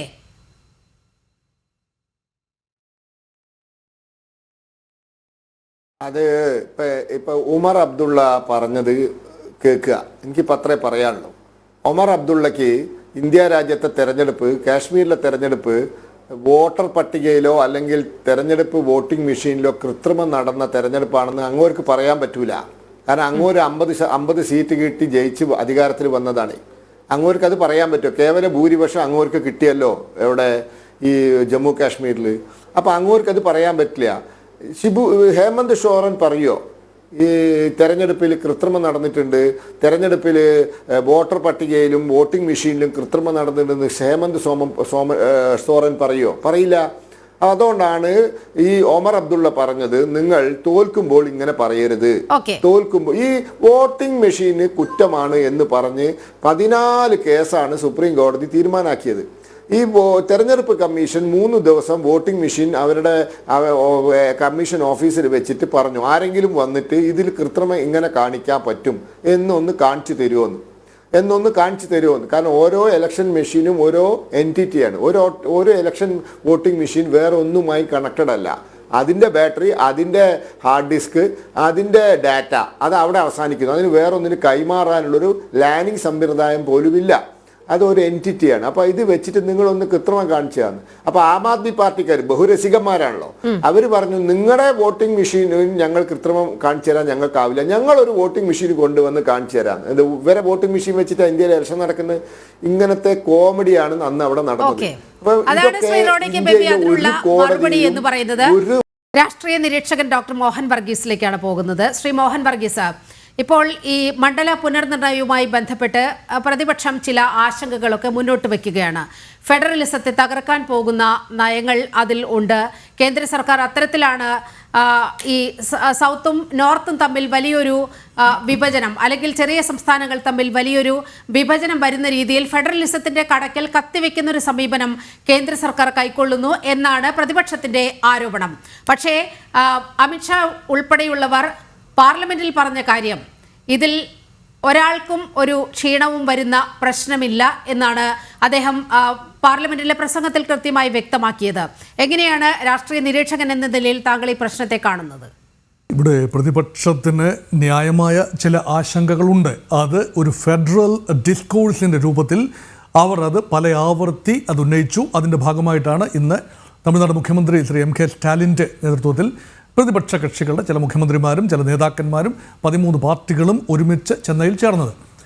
അതെല്ലാം അതിൻ്റെ അവരുടെ കൺസേൺ ആണ്. അവർ പറയുന്നത് കേരള മുഖ്യമന്ത്രി പിണറായി വിജയൻ തന്നെ പറയുന്നത് ഇതൊരു ഡെമോക്രസിൻ്റെ സ്വാഡ് പോലെ, ഡെമോക്രസിൻ്റെ വാള് പോലെ മണ്ഡല പുനർനിർണയം ദക്ഷിണ ഇന്ത്യൻ സംസ്ഥാനങ്ങളുടെ മേൽ തൂങ്ങിക്കിടക്കുകയാണ്. അതിനുപോൽബലകമായി ഒരുപിടി നമ്പേഴ്സ് പറയുകയാണ്. നമുക്കറിയാമല്ലോ, ജനാധിപത്യം ഒരു നമ്പേഴ്സ് ഗെയിമാണ്. ആ നമ്പേഴ്സ് അനുസരിച്ചാണ് പ്രാതിനിധ്യ ജനാധിപത്യത്തിൻ്റെ ഘടനകൾ സൃഷ്ടിക്കപ്പെടേണ്ടത്. അതൊരു വശം. അപ്പോൾ ഭരണഘടനയുടെ കാതലായൊരു പ്രിൻസിപ്പിളാണ് ഡെമോക്രസി. പ്രിയാമ്പിളിൽ sovereign socialist secular democratic republic എന്ന് വ്യക്തമായി പറയുന്നു. അപ്പോൾ ഡെമോക്രാറ്റിക് പ്രിൻസിപ്പിൾ എന്ന് പറയുന്നത് ഭരണഘടനയുടെ ഇതാണ്. അപ്പോൾ അത് തന്നെ പ്രാതിനിധ്യ ജനാധിപത്യമാണ്. നോക്കൂ, നമുക്ക് ഈ അവസാന സെൻസസ് അനുസരിച്ചുള്ള, അതായത് അവസാന സെൻസസ് അല്ല, അവസാന മണ്ഡല പുനർനിർണയം നടത്തിയപ്പോൾ ഇന്ത്യയുടെ ജനസംഖ്യ 543 കോടിയായിരുന്നു. അതുകൊണ്ടാണ് 10 ലക്ഷം പേർക്ക് ഒരു പ്രതിനിധി എന്ന നിലയിൽ 1977 പൊതു തെരഞ്ഞെടുപ്പിൽ അങ്ങനെയായിരുന്നു അതിൻ്റെ കണക്ക്. 1976 ആ ഒരു തീരുമാനമനുസരിച്ച് നമുക്ക് 543 ലോക്സഭാ മണ്ഡലങ്ങൾ. അത് അതേപടി തുടരുകയാണെങ്കിൽ, അതേ പ്രാതിനിധ്യം 10 ലക്ഷം പേർക്ക് ഒരാളെന്ന നിലയിൽ തുടരുകയാണെങ്കിൽ ഇന്ന് യഥാർത്ഥത്തിൽ 144 കോടി ജനമാണുള്ളത്. അപ്പോൾ 1440 ലോക്സഭാ മണ്ഡലങ്ങൾ ഉണ്ടാകണം. അതാണ് ഉണ്ടാകേണ്ടത്. ഇനി അതല്ല, കുറച്ചുകൂടി യാഥാർത്ഥ്യ ബോധത്തോടു കൂടി 20-25 ലക്ഷം പേർക്ക് ഒരു പ്രതിനിധി എന്ന രൂപത്തിലാണെങ്കിൽ പോലും അവിടെ ഒരു പാരിറ്റി ഉണ്ട്. അപ്പോൾ ജനസംഖ്യ ആനുപാതികമായിരിക്കണമല്ലോ, അല്ലെങ്കിൽ അവിടെ ജനാധിപത്യ തത്വം അവിടെ നിലവിൽ വരില്ല. അപ്പം അങ്ങനെയെങ്കിലും ഉത്തർപ്രദേശിനും ബീഹാറിനും മധ്യപ്രദേശിനും രാജസ്ഥാനും വലിയ തോതിലുള്ള പാർലമെൻറ്റ് അംഗങ്ങളുടെ എണ്ണം കൂടുകയും കേരളത്തിൽ അത് അതുപോലെ തന്നെ നിൽക്കും. കാര്യമായ വ്യത്യാസമുണ്ടാവില്ല. പക്ഷേ ഉത്തർപ്രദേശിൻ്റെ ഒരു ജനസംഖ്യയിൽ വലിയ വർധനയുണ്ടായി. അവിടുത്തെ ഒരു ഫെർട്ടിലിറ്റി റേറ്റ് 2.2 സ്ത്രീയും പുരുഷനും ചേർന്ന് 2 എന്നതിന് 2.2 2.2. ബീഹാറിൽ അത് 3. അങ്ങനെയെങ്കിൽ വളരെ വലിയ തോതിലാണ് മണ്ഡലങ്ങളുടെ എണ്ണം കൂടുന്നത്. ദക്ഷിണേന്ത്യയിൽ കുറച്ചുകൂടി ജനസംഖ്യാ നിയന്ത്രണം, പ്രതിപക്ഷങ്ങൾ പറയുന്നത് ശരി തന്നെയാണ്, ജനസംഖ്യാ നിയന്ത്രണം കുറച്ചുകൂടി കാര്യക്ഷമമായി. ശ്രീ ഡോക്ടർ മോഹൻ വർഗീസ്, ആ ജനസംഖ്യാ വർധനവ് ഇൻക്ലൂസീവായി പരിശോധിക്കുമ്പോൾ ചില വാർത്തകളൊക്കെ പുറത്തു വന്നിരുന്നു. ഒരു പ്രത്യേക മതവിഭാഗത്തിൽപ്പെടുന്നവർ, പ്രത്യേക സമുദായത്തിൽപ്പെടുന്ന ആളുകൾക്കിടയിൽ ജനസംഖ്യാ വർധനവ് കാര്യക്ഷമമായി ഉയർന്നിട്ടുണ്ട്. അതിൻ്റെ കണക്കുകളൊക്കെ നമ്മുടെ മുന്നിൽ ഉള്ളതാണ് താനും. അപ്പോൾ നോക്കുമ്പോൾ പോലും ഈ പറയുന്ന പോലെയുള്ള ഒരു രാഷ്ട്രീയ വിവേചനം, അല്ലെങ്കിൽ ഇവർ ഭീതിപ്പെടുന്നത് പോലെ ഒരു സാഹചര്യം ഉണ്ടാകുമോ എന്നുള്ള കാര്യത്തിലൊക്കെ ഒരു സംശയമുണ്ട്. അത് ശരിയാണ്. ഇതിനകത്ത് സബ്സ്ട്രേറ്റ എടുത്തു നോക്കുമ്പോൾ ചില പ്രത്യേക മതവിഭാഗങ്ങൾ തിങ്ങിപ്പാർക്കുന്ന ഇടങ്ങളിൽ വലിയ തോതിലുള്ള ജനസംഖ്യാ വർധന ദക്ഷിണേന്ത്യയിലും ഉണ്ടായിട്ടുണ്ട് എന്നത് വാസ്തവം തന്നെയാണ്. പക്ഷേ സ്റ്റേറ്റ് അടിസ്ഥാനത്തിൽ നമ്മുടെ ഫെഡറലിസത്തിൽ തന്നെ അതൊരു ജനസംഖ്യയുടെ കാര്യമാണ് ഞാൻ ഡെമോക്രാറ്റിക് പ്രിൻസിപ്പിളായിട്ട് പറഞ്ഞത്. മറുവശത്ത് ഫെഡറൽ തത്വങ്ങൾ കൂടി സംരക്ഷിച്ചുകൊണ്ട് വേണം ഭരണഘടന മുന്നോട്ട് പോകേണ്ടത്. കാരണം ഭരണഘടനയെ അതിൻ്റെ സമഗ്രതയിൽ കാണുന്നതിന് ഫെഡറലിസവും നമുക്ക് ആവശ്യമാണ്, അതേപോലെ തന്നെ ജനാധിപത്യവും ആവശ്യമാണ്. ഒന്ന് മറ്റൊന്നിൻ്റെ മേൽ കരിനിഴൽ വീഴിക്കരുത് എന്നത് ഒരു കോൺസ്റ്റിറ്റ്യൂഷണൽ പ്രോപ്പർ റൈറ്റിയുടെ വിഷയമാണ്. അങ്ങനെ വരുമ്പോൾ നമ്മൾ ഫെഡറലിസത്തിലേക്ക് വന്നു കഴിഞ്ഞാൽ നമ്മൾ നോക്കൂ, അമേരിക്കയിലെ ഒരു ഫെഡറലിസം അതാണല്ലോ അൾട്ടിമേറ്റ് മോഡലായി പലരും പറയുന്നത്. അവിടെ സ്വതന്ത്ര പരമാധികാര 13 രാജ്യങ്ങൾ, അതായത് ബ്രിട്ടനിൽ നിന്നും പൂർണ്ണ സ്വാതന്ത്ര്യം പ്രാപിച്ച 13 രാജ്യങ്ങൾ ഒരു പ്രത്യേക കർമ്മ പദ്ധതിയുടെ അടിസ്ഥാനത്തിൽ കോൺഫെഡറസി രൂപീകരിക്കുകയും പിന്നീട് അത് അമേരിക്കൻ ഫെഡറേഷനായി 50 സംസ്ഥാനങ്ങളായി അവ തമ്മിൽ വേർതിരിവുകളില്ലാതെ സെനറ്റിൽ തുല്യ പ്രാതിനിധ്യം, ഹൗസ് ഓഫ് റെപ്രസെൻറ്റേറ്റീവ്സ് പ്രാതിനിധ്യത്തിന് വ്യത്യാസമുണ്ടെങ്കിൽ പോലും അത് 1913 മുതൽ ഹൗസ് ഓഫ് റെപ്രസെൻറ്റേറ്റീവ്സിൻ്റെ, അതായത് അധോമണ്ഡലത്തിൻ്റെ അംഗസംഖ്യ സ്ഥിരമായി നിർത്തിയിരിക്കുന്നു. അടിക്കടിയുള്ള ജനസംഖ്യാ വർധന അനുസരിച്ചുള്ള മാറ്റങ്ങളില്ല. 9 കോടി ജനമുണ്ടായിരുന്ന അമേരിക്കയിൽ അന്ന് 1913 നടത്തിയ ആ ഒരു പുനഃസംഘടനയ്ക്ക് ശേഷം ഇന്നേ വരെ ആ നമ്പറിൽ മാറ്റമുണ്ടായിട്ടില്ല. അങ്ങനെയാണ് അമേരിക്ക ആ ഒരു ഫെഡറൽ പാരിറ്റി കാത്തു സൂക്ഷിച്ചത്. പക്ഷേ ഇന്ത്യയുടെ പൊളിറ്റിക്കൽ സോഷ്യൽ ഫോർമേഷൻ അങ്ങനെ ആയിരുന്നില്ല. അതുകൊണ്ടാണ് ഫെഡറലിസം എന്ന വാക്ക് പൂർണ്ണമായ അർത്ഥത്തിൽ ഭരണഘടനയിൽ ഉപയോഗിച്ചിട്ടില്ല. അത് ബോധപൂർവം ഉപയോഗിക്കാതിരുന്നതാണ്. അതിനർത്ഥം ഇന്ത്യൻ ഭരണഘടനയുടെ 1-ാമത്തെ ആർട്ടിക്കിളിൽ കാണുന്ന ഒരു ഫ്രേസ് എന്ന് പറയുന്നത് India otherwise Bharat shall be A union of the States. സംസ്ഥാനങ്ങളുടെ ഒരു യൂണിയൻ, ഭാഷാടിസ്ഥാനത്തിൽ പുനഃസംഘടിപ്പിക്കപ്പെട്ട സംസ്ഥാനങ്ങളുടെ ഒരു യൂണിയൻ എന്ന നിലയിലാണ്. പൂർണ്ണ അർത്ഥത്തിൽ അത് ഫെഡറൽ ആകുന്നില്ല. അതുകൊണ്ട് federal in spirit but unitary in effect. ഇതാണ് യഥാർത്ഥത്തിൽ ഇന്ത്യയുടെ ഭരണഘടന. ആ ഒരു യൂണിറ്റേറിയൻ ഫീച്ചറാണ് ഇവിടെ കയറി വരുന്നത്. അവിടെ ഫെഡറലിസം ദക്ഷിണേന്ത്യയെക്കുറിച്ചാണല്ലോ പരാതി പറയുന്നത്. അവിടെ കേരളത്തിന് 20 ലോക്സഭാ മണ്ഡലങ്ങൾ, തമിഴ്നാടിന് 39, അവിഭക്ത ആന്ധ്ര തെലങ്കാന റീജിയൻ 42, കർണാടകയ്ക്ക് 28, എല്ലാം കൂടെ ചേർന്ന് 130-ലധികം മണ്ഡലങ്ങളാണ് ദക്ഷിണേന്ത്യയിൽ. അതിനർത്ഥം ദക്ഷിണേന്ത്യയിലെ പ്രാതിനിധ്യം ഇന്ത്യൻ പാർലമെൻറ്റിൻ്റെ അധോ മണ്ഡലമായ ലോക്സഭയിൽ ഏതാണ്ട് 4/1 അടുപ്പിച്ച് വരും, 23% വരും.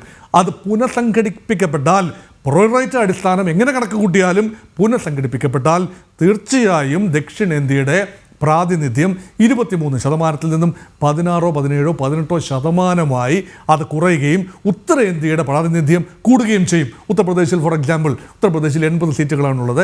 അത് ജനസംഖ്യ ആനുപാതികമായി പുനഃസംഘടിപ്പിച്ചാൽ ഏത് പ്രൊപ്പോർഷൻ നോക്കിയാലും നിലവിലുള്ള 543 എന്ന സംഖ്യ നിലനിർത്തിക്കൊണ്ട് ആണെങ്കിൽ പോലും കേരളത്തിൻ്റെ എണ്ണം കുറയുകയും UP-യുടെ എണ്ണം കൂടുകയും ചെയ്യും. ഇനി അങ്ങനെയല്ല, കേരളത്തിൻ്റെ എണ്ണം 20 നിജപ്പെടുത്തി മൊത്തത്തിൽ പുനഃസംഘടിപ്പിക്കുക എങ്കിൽ പോലും ഉത്തർപ്രദേശിന്റെ ആനുപാതിക പ്രാതിനിധ്യം എണ്ണത്തിന്റെ കാര്യത്തിൽ കൂടും. അപ്പോൾ അത് ഇപ്പോഴും ആ എണ്ണം ഒക്കെ ഇപ്പോഴും അതുപോലെ തന്നെയല്ലേ നിലനിൽക്കുന്നത്? അതിൽ ഞാൻ അങ്ങയിലേക്ക് എത്താം. Doctor Mohan Varghese, Shri M. ജയചന്ദ്രൻ, ഈ പറയുന്നത് പോലെയാണ് ആശങ്ക എന്നുണ്ടെങ്കിൽ ഇപ്പോഴും അതേ സ്ഥിതി തന്നെ ഉണ്ടല്ലോ. ദക്ഷിണേന്ത്യൻ സംസ്ഥാനങ്ങളെ അപേക്ഷിച്ച് ഉത്തരേന്ത്യൻ സംസ്ഥാനങ്ങളിൽ ലോക്സഭാ സീറ്റുകളുടെ എണ്ണത്തിലൊക്കെ കാര്യമായ വ്യത്യാസമുണ്ട്. പക്ഷേ അതിനെ നേരിടേണ്ടത് ഇങ്ങനെ കണക്കുകൾ പറഞ്ഞുകൊണ്ടാണോ? രാഷ്ട്രീയമായി അവിടെ പിടിച്ചടക്കാൻ കഴിയാത്തതിൻ്റെ ഒരു നൈരാശ്യമല്ലേ യഥാർത്ഥത്തിൽ ഇങ്ങനെ ഈ ഫെഡറലിസത്തെ തകർക്കുന്നു എന്നുള്ള വാദഗതികൾ കൊണ്ട് മുന്നോട്ട് വരുന്നത്? അതായത് യഥാർത്ഥത്തിൽ പറഞ്ഞാൽ BJP-യോടുള്ള ഒരു ഭയം.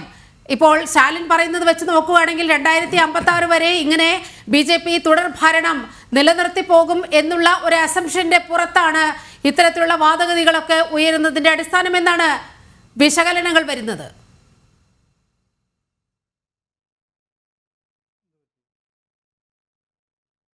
ഹലോ ശ്രീ ജയചന്ദ്രൻ, താങ്കൾക്ക് കേൾക്കാമോ? ഹലോ ശ്രീ ജയചന്ദ്രൻ, കേൾക്കാം. അതായത് ഇപ്പോൾ തന്നെ ഈ സൗത്ത് ഇന്ത്യൻ സംസ്ഥാനങ്ങളും ഉത്തരേന്ത്യൻ സംസ്ഥാനങ്ങളും തമ്മിൽ വളരെ കൃത്യമായ ഈ സീറ്റുകളുടെ കാര്യത്തിൽ അന്തരമുണ്ട്. നേരത്തെയും അന്തരമുണ്ടായിരുന്നു. പക്ഷേ BJP വലിയൊരു ശക്തിയായി ഇങ്ങനെ നിലനിൽക്കുമ്പോൾ രാഷ്ട്രീയമായി BJP-യെ നേരിടാൻ ഒരു കെൽപ്പില്ലായ്മ പ്രതിപക്ഷത്തിന് അനുഭവപ്പെടുന്നു. ആ ഭയമല്ലേ യഥാർത്ഥത്തിൽ ഇത്തരം കോൺക്ലേവുകൾ, ഇത്തരം ഉച്ചകോടികളൊക്കെ വിളിക്കുന്നത് കൊണ്ട് അതിന്റെ പിന്നിലുള്ള യഥാർത്ഥ കാരണം അതുതന്നെയല്ലേ?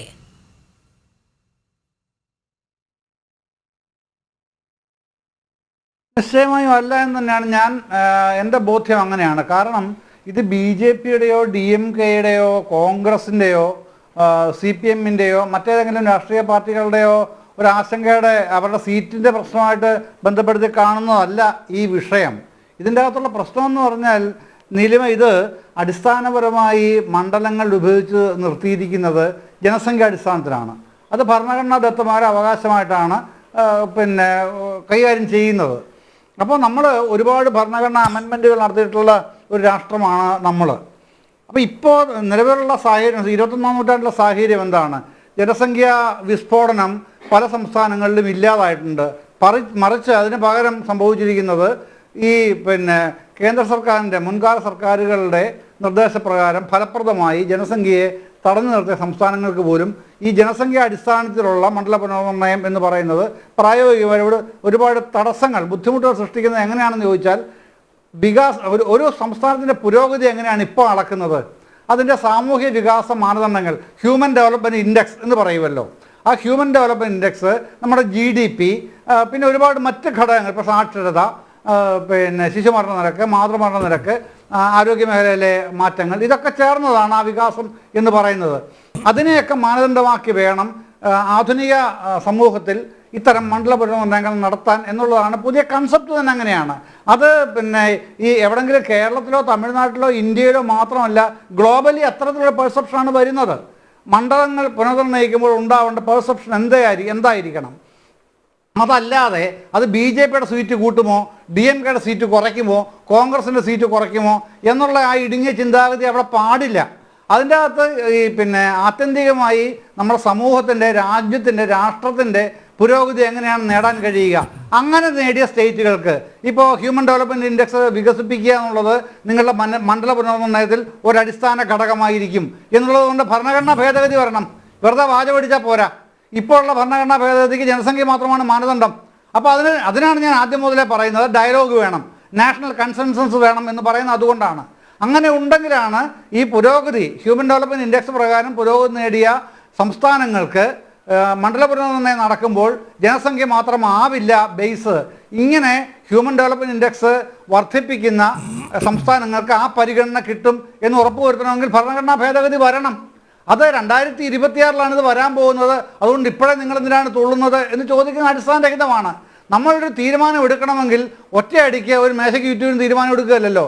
ഇത്തരം പ്രശ്നങ്ങളിൽ കൺസെൻസസ് വേണം, നാഷണൽ ഡയലോഗ് വേണം. അത്തരം നാഷണൽ ഡയലോഗ് വരുമ്പോഴാണ് പരസ്പരം ആശയവിനിമയം കൂടുതൽ ദൃഢീകരിക്കാൻ കഴിയുക. നമ്മുടെ രാഷ്ട്രത്തിൻ്റെ പുരോഗതിക്ക് ഇത്തരം കാര്യങ്ങൾ അനിവാര്യമാണ് എന്ന് തിരിച്ചറിവുണ്ടാവുകയും അത്തരം ഹ്യൂമൻ ഡെവലപ്മെൻറ്റ് ഇൻഡെക്സുകൾ ഈ മണ്ഡല പുനർനിർണ്ണയത്തിൻ്റെ ബേസ് ആയിട്ട് മാറ്റാൻ കഴിയുകയും ചെയ്യുക. അതാണ് ഗ്ലോബൽ സ്റ്റാൻഡേർഡ്. ആ ഗ്ലോബൽ സ്റ്റാൻഡേർഡിലാണ് ഈ സ്റ്റാലിന്റെ നിലപാടുകളാണ്. സ്റ്റാലിന്റെ ഈ നിലപാട് അങ്ങേയറ്റം സംശയകരമായി നിൽക്കുന്ന പല സാഹചര്യങ്ങളുമുണ്ട്. ഏറ്റവും ഒടുവിലത്തെ ഒരു ഉദാഹരണമാണ് ഇന്ത്യൻ രൂപയുടെ ചിഹ്നം തമിഴ്നാടിന്റെ ബജറ്റിൽ നിന്നും ഒഴിവാക്കിയത്.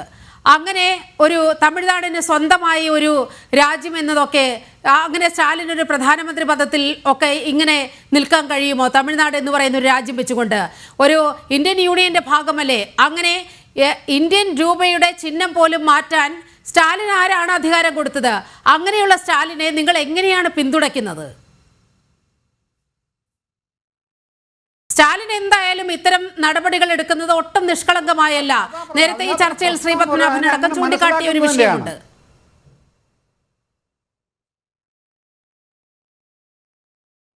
അല്ലാതെ അതല്ലേ പറഞ്ഞത്. ഇപ്പൊ കേരളമാണെങ്കിലും തമിഴ്നാടാണെങ്കിലും ഇന്ത്യയിലെ മറ്റേത് സ്റ്റേറ്റ് ആണെങ്കിലും അവിടെ എല്ലാം ഒരു സബാൾട്ടൻ സ്റ്റേറ്റ് എന്നുള്ളത് മനസ്സിലാക്കണം. അത് അവിടെ എല്ലാം ഒരു ഉപദേശീയത, ശക്തമായൊരു ഉപദേശീയതയുണ്ട്. നിങ്ങൾ ദേശീയതയെക്കുറിച്ച് മാത്രമേ പറയുന്നുള്ളൂ. പക്ഷേ ഉപദേശീയത എന്നുള്ളത് വളരെ സജീവമായ തീവ്രമായ ഒരു അടിസ്ഥാന ബോധമാണ്.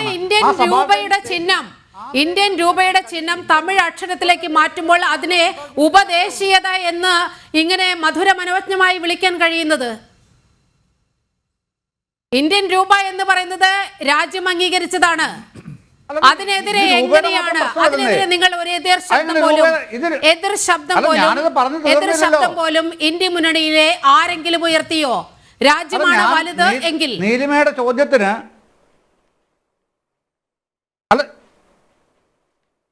അല്ല ഞാൻ പറഞ്ഞില്ലേ, ഞാൻ താങ്കളുടെ ചോദ്യത്തിന് മറുപടി പറഞ്ഞ് തീരുന്നതിന് മുമ്പ് തന്നെയാണ് എൻ്റെ വായിക്കകത്ത് കമ്പിട്ട് കുത്തുന്നത്. അതിനെനിക്കെന്ത് ചെയ്യാൻ കഴിയും? ഞാനൊരു കാര്യം പറഞ്ഞു വരുമ്പോൾ വളരെ കൃത്യമായി പറഞ്ഞു വരുന്നത് ബി.ജെ.പി. ഇവിടെ ഈ മണ്ഡല പുനർനിർണയത്തിന്റെ കാര്യത്തിൽ എന്തൊക്കെയോ ഇവിടെ നടപ്പാക്കാൻ പോകുന്നു.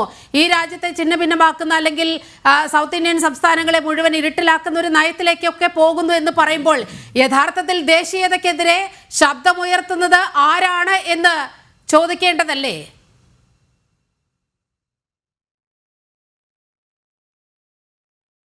അല്ല ഞാൻ പറഞ്ഞില്ലേ, ഇത് നീലിമ നിങ്ങളിത് പറയുമ്പോൾ എനിക്ക് പറയാനുള്ളത് കേട്ടിട്ട് നിങ്ങൾ പറഞ്ഞോളൂ. അതെനിക്ക് വിരോധമില്ല. എന്ത് പറയാനുള്ള സ്വാതന്ത്ര്യവും സഭ്യമായിട്ട് പറയാനുള്ള വേദിയാണുള്ള ഡിബേറ്റ് എന്ന് പറയുന്നത്. ഞാൻ പറഞ്ഞത് ഈ സബാൾട്ടൈൻ സ്റ്റേറ്റിൻ്റെ കാര്യം പറയുന്നത് രൂപയുടെ കാര്യത്തിൽ മാത്രമല്ല. കഴിഞ്ഞ തവണ ഒരു സെറ്റ് ആൾക്കാർ സന്യാസിമാരെ പ്രധാനമന്ത്രി അവിടെ കൊണ്ടുപോയില്ലേ? പുതിയ ലോക്സഭാ മന്ദിരത്തിൻ്റെ നിർമ്മാണ ഉദ്ഘാടന വേളയിൽ കൊണ്ടുപോയില്ലേ? അത് തമിഴ്നാട്ടിൽ നിന്നല്ലേ കൊണ്ടുപോയത്? അവർക്ക് തമിഴ് ദേശീയത പിന്നെ ഇന്ത്യൻ ദേശീയതയ്ക്കകത്ത് നിന്നുകൊണ്ട് തമിഴ് ഉപദേശീയതാ വികാരം ഇല്ല എന്ന് കരുതുന്നയാളല്ല ഞാൻ. ഉണ്ട്. അതാണ് പറഞ്ഞത്. ആ സബാൾട്ടൈൻ സ്റ്റേറ്റ് എന്നുള്ള മൈൻഡ് സെറ്റ് ഉള്ളവർ തന്നെയാണ് അവർ. എല്ലാ സ്റ്റേറ്റിലും അത്ര ആൾക്കാരുണ്ട്. അപ്പോൾ ഇത് ഇവിടെ ഒരു രൂപയുടെ നിർമ്മാണം കൊണ്ടല്ലോ കാര്യങ്ങൾ തീരുമാനിക്കപ്പെടുന്നത്. രൂപയുടെ ചിഹ്നം നിശ്ചയിക്കുന്ന ആരാണ്?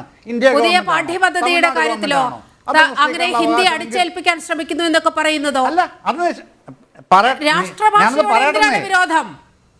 ഹിന്ദി നമ്മുടെ രാഷ്ട്രഭാഷയാണ്. രാഷ്ട്രഭാഷയോട് എന്തിനാണ് വിരോധം? അല്ല ഇന്ത്യയുടെ അല്ല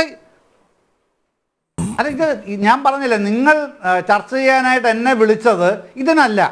ഞാൻ ചർച്ച ചെയ്യാൻ വന്നത് ഡീലിമിറ്റേഷനുമായി ബന്ധപ്പെട്ട പ്രശ്നത്തിനാണ്.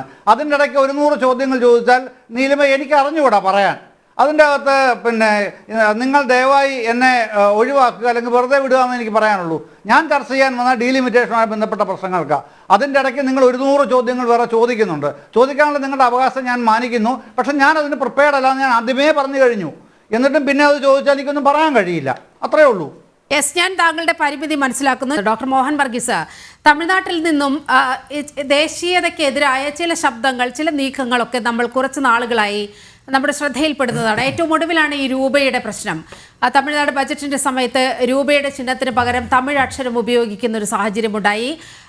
രാജ്യത്ത് എല്ലായിടത്തും ഈ വിദ്യാഭ്യാസ നയം നടപ്പാക്കാൻ ശ്രമിക്കുമ്പോൾ അതിനോട് പുറംതിരിഞ്ഞു നിൽക്കുന്ന സമീപനം, തമിഴ്നാട്ടിലെ കുട്ടികൾ ഹിന്ദി പഠിക്കേണ്ടതില്ല എന്നൊരു നിലപാട് മുന്നോട്ട് വെക്കുന്ന വിഷയം, ഇങ്ങനെ പല വിഷയങ്ങളിൽ നമ്മൾ കാണുകയാണ്. സ്റ്റാലിൻ ഇങ്ങനെ സനാതന ധർമ്മത്തോട് കാണിക്കുന്ന ഒരു മുഖം തിരിച്ചുള്ള ഏർപ്പാടൽ, അതൊരു അശ്ലീലമാണ് എന്നുള്ള രീതിയിൽ പോലും അദ്ദേഹത്തിൻ്റെ മകൻ സംസാരിക്കുന്ന ഒരവസ്ഥ, ഇതെല്ലാം ഏറ്റുപാടുന്ന ഇന്ത്യ മുന്നണിയിലെ ഇവിടുത്തെ നേതാക്കളടക്കം, CPM-ന്റെ നേതാക്കളടക്കം അത് ഏറ്റുപാടുന്ന ഒരു അവസ്ഥയൊക്കെ നമ്മൾ കാണുകയാണ്.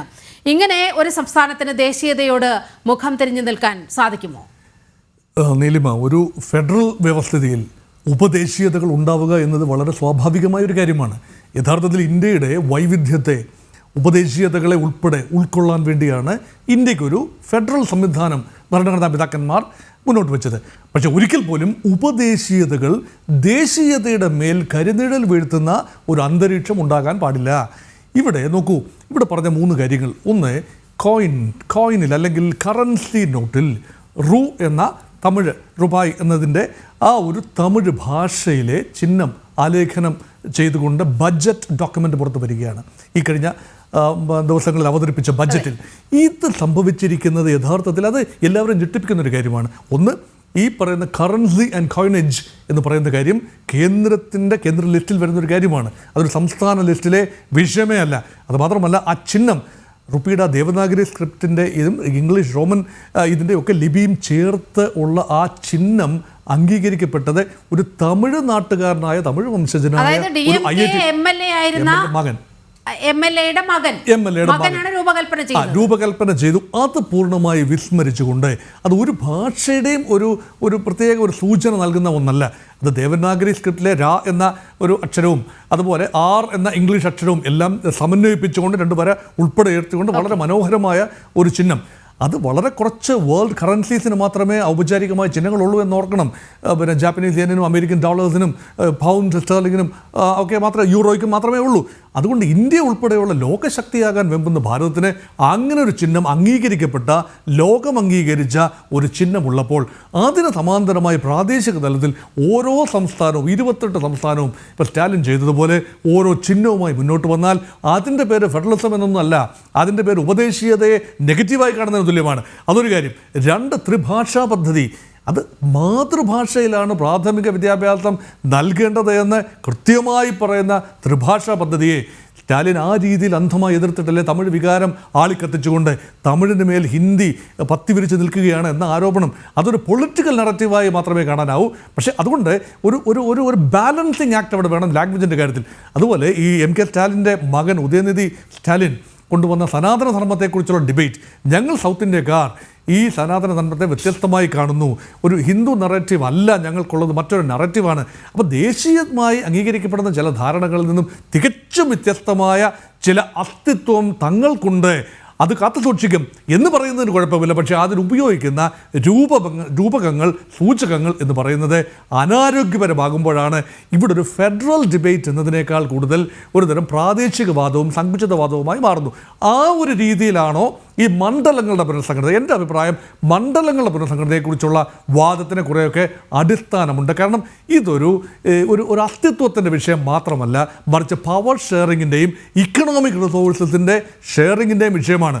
ദക്ഷിണേന്ത്യയിലെ 5 സംസ്ഥാനങ്ങൾ, ആന്ധ്ര, തമിഴ്നാട്, കർണാടക, തെലങ്കാന, കേരളം, ഈ സംസ്ഥാനങ്ങൾ ചേർന്നാണ് ഇന്ത്യൻ GDP-യുടെ ഒരു 30% ആ ഒരു ഭാഗം നമുക്ക് തിരിച്ചു കിട്ടുന്നത്. ഇത് ക്രിയേറ്റ് ചെയ്യുന്നത് നല്ല അടിസ്ഥാനത്തിലുള്ള വ്യക്തമായ പദ്ധതികളുമായി, ക്രിയാത്മകമായ ജനസംഖ്യാ നിയന്ത്രണം ഉൾപ്പെടെയുള്ള പദ്ധതികളുമായി ദക്ഷിണേന്ത്യൻ സംസ്ഥാനങ്ങൾ മുന്നോട്ട് പോയതുകൊണ്ടാണ് അവിടെ ഒരു അന്തരീക്ഷം ഉണ്ടായതും നമ്മുടെ രാജ്യത്തിൻ്റെ വികസനത്തിന് വേണ്ടി GDP നമുക്ക് കോൺട്രിബ്യൂട്ട് ചെയ്യാൻ സാധിച്ചത്. പക്ഷേ അതിന് തത്തുല്യമായ രീതിയിൽ തിരിച്ചു കിട്ടണമെങ്കിൽ ഒരു പവർ ഷെയറിങ്ങിൽ ആവശ്യത്തിന് നമ്പേഴ്സ് ഉണ്ടാകണം ഡിസിഷൻ മേക്കിംഗ് സ്ട്രക്ചേഴ്സിൽ.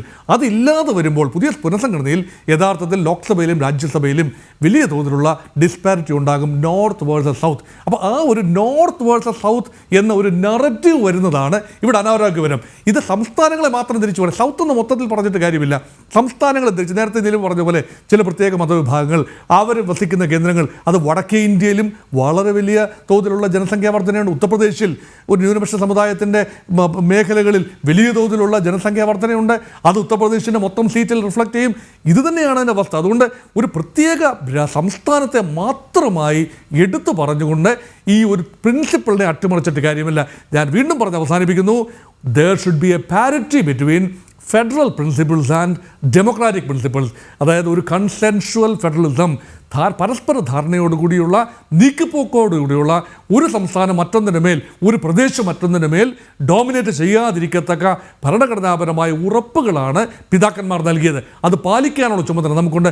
അതേപോലെ തന്നെ ഭരണഘടനയിലെ പ്രിയാമ്പിളിൽ പറയുന്ന ഡെമോക്രസി എന്ന പ്രിൻസിപ്പിൾ, പ്രാതിനിധ്യ ജനാധിപത്യം, ആ പ്രാതിനിധ്യ ജനാധിപത്യം one man one vote, universal adult franchise, വ്യക്തികളുടെ വോട്ടിന് വിലയും മൂല്യവും തുല്യതയും ഉണ്ടാകണമെങ്കിൽ ജനസംഖ്യ ആനുപാതികമായ കാര്യം അവിടെ പ്രതിനിധീകരിക്കപ്പെടണം. ഈ രണ്ട് പ്രിൻസിപ്പിളും ഫെഡറലിസത്തെ അട്ടിമറിക്കാതെ ജനാധിപത്യ റെപ്രസെൻറ്റേഷൻ കൊണ്ടുപോകാൻ കഴിയണം. ഈ ഡെമോക്രസി അട്ടിമറിക്കാതെ ഫെഡറൽ പ്രിൻസിപ്പിൾ സംരക്ഷിക്കാനും കഴിയണം. അങ്ങനെ വരുമ്പോഴാണ് യഥാർത്ഥത്തിൽ ഡീലിമിറ്റേഷൻ എക്സസൈസ് അതിൻ്റെ പൂർണ്ണതയിലെത്തുന്നത്. അതിന് നേരത്തെ ശ്രീ ജയചന്ദ്രൻ പറഞ്ഞ പോലെ കൂടുതൽ കൺസെൻസസ് ആവശ്യമാണ്. ഇപ്പോൾ സംഭവിക്കുന്നത് എലിസിറ്റിംഗ് പബ്ലിക് ഒപ്പീനിയൻ. ഈ ഒരു വർഷം നിരന്തരമായ ഡിബേറ്റുകൾ ഈ വിഷയത്തിൽ ഉണ്ടാകണം. രാജ്യവ്യാപകമായി ആരോഗ്യപരമായ ഡിബേറ്റുകൾ ഉണ്ടാകണമെന്നാണ് എൻ്റെ ഒരു ചിന്ത. അത് വരട്ടെ, അങ്ങനെ വരട്ടെ. അതിനെ നെഗറ്റീവായിട്ട് നോർത്ത് വേഴ്സസ് സൗത്ത് എന്ന തുച്ഛീകരിച്ച് അതിനെ കാണാതിരിക്കണം എന്നും എനിക്കൊരു അഭിപ്രായമുണ്ട്. ശ്രീ റോണി കെ ബേബി, ഇത് തന്നെയാണ് പറഞ്ഞു വരുന്നത്. ഈ ഉപദേശീയത എന്ന് പറയുന്ന ഒരു വിഷയം വല്ലാതെ അങ്ങ് ഉയർന്നു വരികയാണ്. അത് നമ്മുടെ രാജ്യ താല്പര്യത്തെയൊക്കെ അങ്ങേയറ്റം ഹനിക്കുന്ന രീതിയിൽ അതിനെ കോൺഗ്രസ് എങ്ങനെയാണ് കാണുന്നത്? സ്റ്റാലിൻ്റെ ഈ അടുത്തിടെ സ്റ്റാലിൻ നടത്തിയ നയങ്ങളെ വളരെ ചുരുക്കി, സമയം വളരെ പരിമിതമാണ്, അതുകൊണ്ടാണ് പറയുന്നത്. ഈ തമിഴ്നാടും ദക്ഷിണേന്ത്യയും ഒക്കെ ഉയർത്തിക്കൊണ്ടിരുന്ന വിഷയങ്ങൾ അതൊരു ഒറ്റപ്പെട്ട പ്രശ്നമായിട്ട് ഞാൻ കാണുന്നില്ല. ഇവിടെ സംഭവിച്ചുകൊണ്ടിരിക്കുന്നത് ഇത് ദേശീയതയെ കുറിച്ചുള്ള ഒരു ഡെഫിനിഷന്റെ പ്രശ്നമാണ്. ഇവിടെ ഇത്രയും കാലം ഇവിടെ നാഷണലിസം അല്ലെ ദേശീയതയെ കുറിച്ചുള്ള ഡെഫിനിഷൻ എന്ന് പറയുന്നത് ബഹുസ്വരതരതായിരുന്നു, ഡൈവേഴ്സിറ്റി എന്നായിരുന്നു, വൈവിധ്യങ്ങളുടേതായിരുന്നു. പക്ഷെ ഇപ്പോൾ കേന്ദ്രം പറയുന്നു ഞങ്ങളുടെ ദേശീയത അതാണ് യഥാർത്ഥ ദേശീയത, സംസ്ഥാനങ്ങളുടെ ദേശീയതയ്ക്ക്. അങ്ങനെ പറയുമ്പോൾ പോലെ നിങ്ങൾ അങ്ങനെ പറയുമ്പോൾ BJPയെ വിമർശിക്കുമ്പോൾ നിങ്ങൾ കർണാടകയിൽ കാണിച്ചു കൂട്ടിയത് എന്താണ്? ഒരു പ്രത്യേക മതവിഭാഗത്തിന് വേണ്ടി, മുസ്ലിം വിഭാഗത്തിന് വേണ്ടി സംവരണമടക്കം ഏർപ്പെടുത്തുന്ന നിങ്ങൾക്ക് ഇത് പറയാൻ എന്താണ് അവകാശം? സർക്കാരിന്റെ കരാറുകളിൽ 4% മുസ്ലിം സംവരണം ബില്ലാക്കി കൊണ്ടുവന്ന് നിയമമാക്കി കൊണ്ടുവരികയല്ലേ കർണാടക ഗവൺമെന്റ് ചെയ്തത്?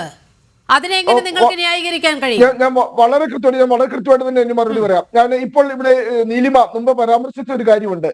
ഇവിടെ പിന്നെ ദേശീയതയ്ക്കെതിരെ ചോദ്യം ചെയ്യുവാൻ തമിഴ്നാടിന് എന്താ അവകാശം? ഞാൻ ഒറ്റ കാര്യം ചോദിച്ചോട്ടെ. ഇവിടെ ദേശീയ വിദ്യാഭ്യാസ നയത്തിലെ ഹിന്ദി നടപ്പാക്കിയില്ല എങ്കിൽ 2000 കോടി രൂപ നൽകില്ല എന്ന് പറയുന്നത് കേന്ദ്ര സർക്കാരിന് എന്താ അവകാശം? നീലിമ ഒരു കാര്യം മനസ്സിലാവും. ഞാനും നീലിമയൊക്കെ ഇവിടെ മലയാളത്തിൽ അഭിമാനം കൊള്ളുന്നവരാ. പക്ഷെ ഇപ്പോൾ CBSE കൊണ്ടുവന്ന കരട് ഭാഷ ചട്ടത്തിന്റെ 45 ഭാഷകളിൽ മലയാളമില്ല. 12 ഇന്ത്യൻ ഭാഷകളിലെ ശ്രേഷ്ഠ ഭാഷ പദവി കിട്ടിയ ഒരു ഭാഷ മലയാളം. ആ മലയാളത്തെ ഇവിടെ അതിന്റെ അകത്ത് ഒഴിവാക്കിയതിനകത്ത് നമുക്കൊന്നും പ്രതികരിക്കാനില്ലേ? അതിന് ഇന്ന് അമിത്ഷാ ഒരു മറുപടി പറഞ്ഞിട്ടുണ്ട്. അമിത്ഷാ പാർലമെന്റിൽ ഇന്ന് നൽകിയ ഒരു മറുപടിയുണ്ട്. ഞങ്ങൾ തമിഴ്നാട്ടിൽ അധികാരത്തിലെത്തുകയാണെങ്കിൽ അവിടെ മെഡിക്കൽ വിദ്യാഭ്യാസവും എഞ്ചിനീയറിംഗ് വിദ്യാഭ്യാസവും തമിഴ് ഭാഷയിലാക്കുമെന്ന് പറഞ്ഞിട്ടുണ്ട്. ഇതിലപ്പുറം വലിയൊരു സ്റ്റേറ്റ്മെന്റ് ഈ കാലഘട്ടത്തിൽ ആവശ്യമുണ്ടോ? സകല ഈ വിഭാഗീയ പ്രവർത്തനങ്ങളെയും നിരാകരിക്കുന്ന വിധത്തിൽ അങ്ങനെ എന്തെങ്കിലും ഒന്ന് BJPക്ക് മേൽ ചാർത്തുന്നുണ്ടെങ്കിൽ അതെല്ലാം നിരാകരിക്കുന്ന ഒരു പ്രസ്താവനയല്ലേ ഇന്ന് അമിത്ഷാ പാർലമെന്റിൽ നടത്തിയത്? ഇവിടുത്തെ ദക്ഷിണ അത് BJP ഭരണത്തിൽ വരുമ്പോഴല്ലേ, അത് അന്നേരം ആലോചിക്കാം. ഇപ്പോഴത്തെ വിഷയങ്ങൾ നമ്മളിപ്പോൾ ചർച്ച ചെയ്യാം. ഇന്ത്യൻ ഭരണഘടനയുടെ 8ാം പട്ടികയിലെ 22 ഭാഷകൾക്ക് തുല്യ അവകാശമാണുള്ളത്.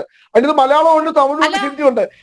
ഹിന്ദി മാത്രം സ്റ്റാലിനോട് വളരെ കൃത്യമായി ഇവിടുത്തെ ആഭ്യന്തരമന്ത്രി ചോദിച്ചു, നിങ്ങൾ ഈ എഞ്ചിനീയറിംഗും മെഡിക്കൽ വിദ്യാഭ്യാസവും തമിഴിലേക്ക് ആക്കുമോ, തമിഴിൽ പഠിപ്പിക്കുമോ എന്ന് ചോദിച്ചു. അതിന് മറുപടി പറഞ്ഞിട്ടില്ലല്ലോ സ്റ്റാലിൻ ഇതുവരെ.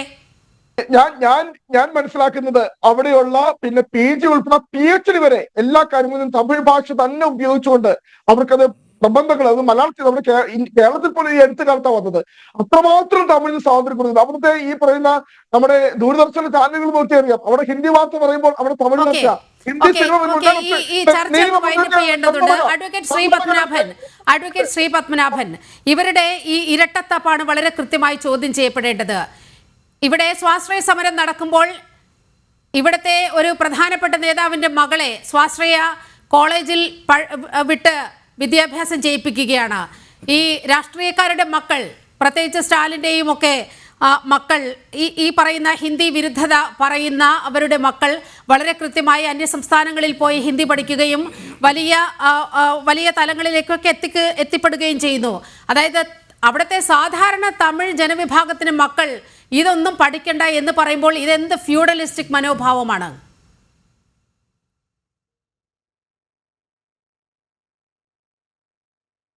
ഉപദേശീയത എന്നൊരു വാക്ക് ഉപയോഗിച്ചില്ലേ? ഉപദേശീയത അല്ല, ഉപജീവനമാണ്. 370 വകുപ്പ് റദ്ദാക്കിയപ്പോൾ അവിടെ ലഡാക്കിൽ നിന്നുള്ള BJP MP ലോക്സഭയിൽ പ്രസംഗിച്ചു, 370 വകുപ്പ് പോയാൽ കാശ്മീരിനൊന്നും പോകില്ല, പക്ഷെ 2 കുടുംബങ്ങളുടെ ഉപജീവന മാർഗം പോകുന്നു. അതുപോലെ ഉപജീവന മാർഗ ഈ നോക്കൂ, മലപ്പുറത്ത് സീറ്റ് കൂടി 4 എണ്ണം, പത്തനംതിട്ട സീറ്റും കല്ലൂപ്പാറ സീറ്റും പോയി, കോട്ടയത്ത് വാഴൂര് പോയി, ആലപ്പുഴയിൽ ഒരു സീറ്റ് പോയി, കൊല്ലത്ത് പോയി. ആർക്കും ഒരു വിഷമമില്ല. മലപ്പുറത്ത് 4 എണ്ണം കൂടി. എന്താ? മലപ്പുറംകാർ ജനസംഖ്യാ കാര്യത്തിൽ നിയന്ത്രണം പാലിച്ചില്ല, മറ്റേ 4 ജില്ലക്കാർ നിയന്ത്രണം പാലിച്ചു. കോഴിക്കോട് 1 കൂടി, കണ്ണൂർ 1 കൂടി. ഇതൊക്കെ ജനസംഖ്യാ നിയന്ത്രണം പാലിക്കാത്തത് കൊണ്ടാ. അന്ന് ആർക്കും ഒരു വിഷമമില്ല. സ്റ്റാലിൻ്റെ മകൻ, ഉദയനിധി സ്റ്റാലിൻ്റെ മകൻ എവിടെയാ പഠിക്കുന്നറിയോ? പയ്യൻ UK പഠിക്കരുത്. UK അവിടെ പോയി തമിഴ് പഠിക്കണം എന്ന് പറയാൻ പറ്റുമോ? ഇംഗ്ലണ്ടിൽ പോയിട്ട്? പിന്നെ കനിമൊഴിയുടെ പ്രസ്താവന, my son is A Singapore citizen, എൻ്റെ മകൻ സിംഗപ്പൂർ സിറ്റിസണാ, അവിടെ പോയി തമിഴ് മതി എന്ന് പറയാൻ പറ്റുമോ? ഇവരുടെയൊക്കെ മക്കള് അമേരിക്കയിലും ഇംഗ്ലണ്ടിലും സിംഗപ്പൂരിലൊക്കെ പഠിച്ച് അവിടുത്തെ പൗരത്വം എടുത്തു കഴിഞ്ഞു. ഇവിടെ കേരളത്തിലുണ്ട് കുറേ മഹാന്മാർ, ഇവിടെ അമേരിക്ക സാമ്രാജ്യത്തിനെതിരെ സമരം ചെയ്യും. മക്കളൊക്കെ അമേരിക്കയിലും പശ്ചിമ ജർമ്മനിയിലും ഇംഗ്ലണ്ടിലും അയർലൻഡിലും ഓസ്ട്രേലിയയിലൊക്കെയാണ്. ഞാൻ ആരെ പേര് പറയുന്നത്, കാരണം ഇത് വ്യക്തിപരമായി പറയാൻ പാടില്ല ഈ ചർച്ചയിൽ. പക്ഷേ സ്റ്റാലിൻ്റെ കുടുംബത്തിലെ പുതിയ തലമുറയിൽപ്പെട്ട കുട്ടികളൊക്കെ പാശ്ചാത്യ രാജ്യങ്ങളിൽ പോയി പൗരത്വം എടുക്കുക. തമിഴ്നാട്ടിലെ കൂലിപ്പണിക്കാരൻ്റെ മക്കള് 3 ഭാഷ പഠിച്ചോട്ടെ, തമിഴ്നാട്ടിലെ കൃഷിക്കാരൻ്റെ മക്കള് ഹിന്ദി പഠിച്ചോട്ടെ, അവന് നാളെ ഡൽഹിയിലോ ബോംബെയിലോ എന്തെങ്കിലും ജോലി കിട്ടി, ഗുർഗാവിലെ ഇൻഡസ്ട്രിയൽ ഏരിയയിലോ നോയിഡയിലെ ഇൻഡസ്ട്രിയൽ ഏരിയയിലോ അഹമ്മദാബാദിലോ അവിടുത്തെ ഫാക്ടറികളിലൊക്കെ പോയി ജോലി ചെയ്ത് ജീവിച്ചോട്ടെ. നിങ്ങളെയൊക്കെ മക്കൾ വിദേശത്തൊക്കെ എത്തിയല്ലോ. കനിമൊഴിൻ്റെ മകൻ സിംഗപ്പൂർ പൗരൻ, ഉദയനിധി സ്റ്റാലിൻ്റെ മകൻ UK പഠിക്കത്, പയ്യൻ UK പഠിക്കത്, അവരൊക്കെ നന്നായില്ലേ വിദേശത്ത്? ഇവരെ ഈ തമിഴ്നാട്ടിലെ പാവങ്ങളെ മക്കളൊക്കെ നന്നായിക്കോട്ടെ എന്ന്. ഈ ഉപജീവന രാഷ്ട്രീയം, കുറച്ച് കുടുംബങ്ങൾ, ഈ കുടുംബാധിപത്യ പാർട്ടികൾ, ഇവരാണ് ഈ രാജ്യത്തിന്റെ ശാപം. അതാണ് ഇന്നത്തെ സോഷ്യൽ മീഡിയ. ഞാൻ തുടങ്ങിയെടുത്ത് അവസാനിപ്പിക്കുക. ഇന്നത്തെ സോഷ്യൽ മീഡിയയിൽ വന്ന പരിഹാസം അതാണ്. അതായത് ചെന്നൈയിലെ യോഗത്തിൽ മക്കളിൽ താല്പര്യമുള്ള ആളുകൾ മാത്രമേ പങ്കെടുത്തിട്ടുള്ളൂ. മമതാ ബാനർജിക്ക് മക്കളില്ല, അതുകൊണ്ട് അവർ പങ്കെടുത്തിട്ടില്ല. ഇത് ഉപജീവന രാഷ്ട്രീയത്തിന്റെ ഉഡായിപ്പ് പരിപാടിയാണ്. ഇത് പൊട്ടിപ്പൊളിഞ്ഞ് പാർട്ടീസാവും. ഞങ്ങൾ കാത്തിരിക്കുന്നത് ഇന്ത്യ മുന്നണിയെ ഇത് പൊളിക്കും എന്ന ശുഭാപ്തി വിശ്വാസത്തിലാണ്. മണ്ഡല പുനർനിർണയത്തിന്റെ കാര്യത്തിൽ ഇന്ന് തമിഴ്നാട്ടിൽ നടന്നത് വിഭജനമോ ലക്ഷ്യം എന്നുള്ള ടോപ്പിക്കാണ് ജന ഡിബേറ്റ് ചർച്ച ചെയ്തത്.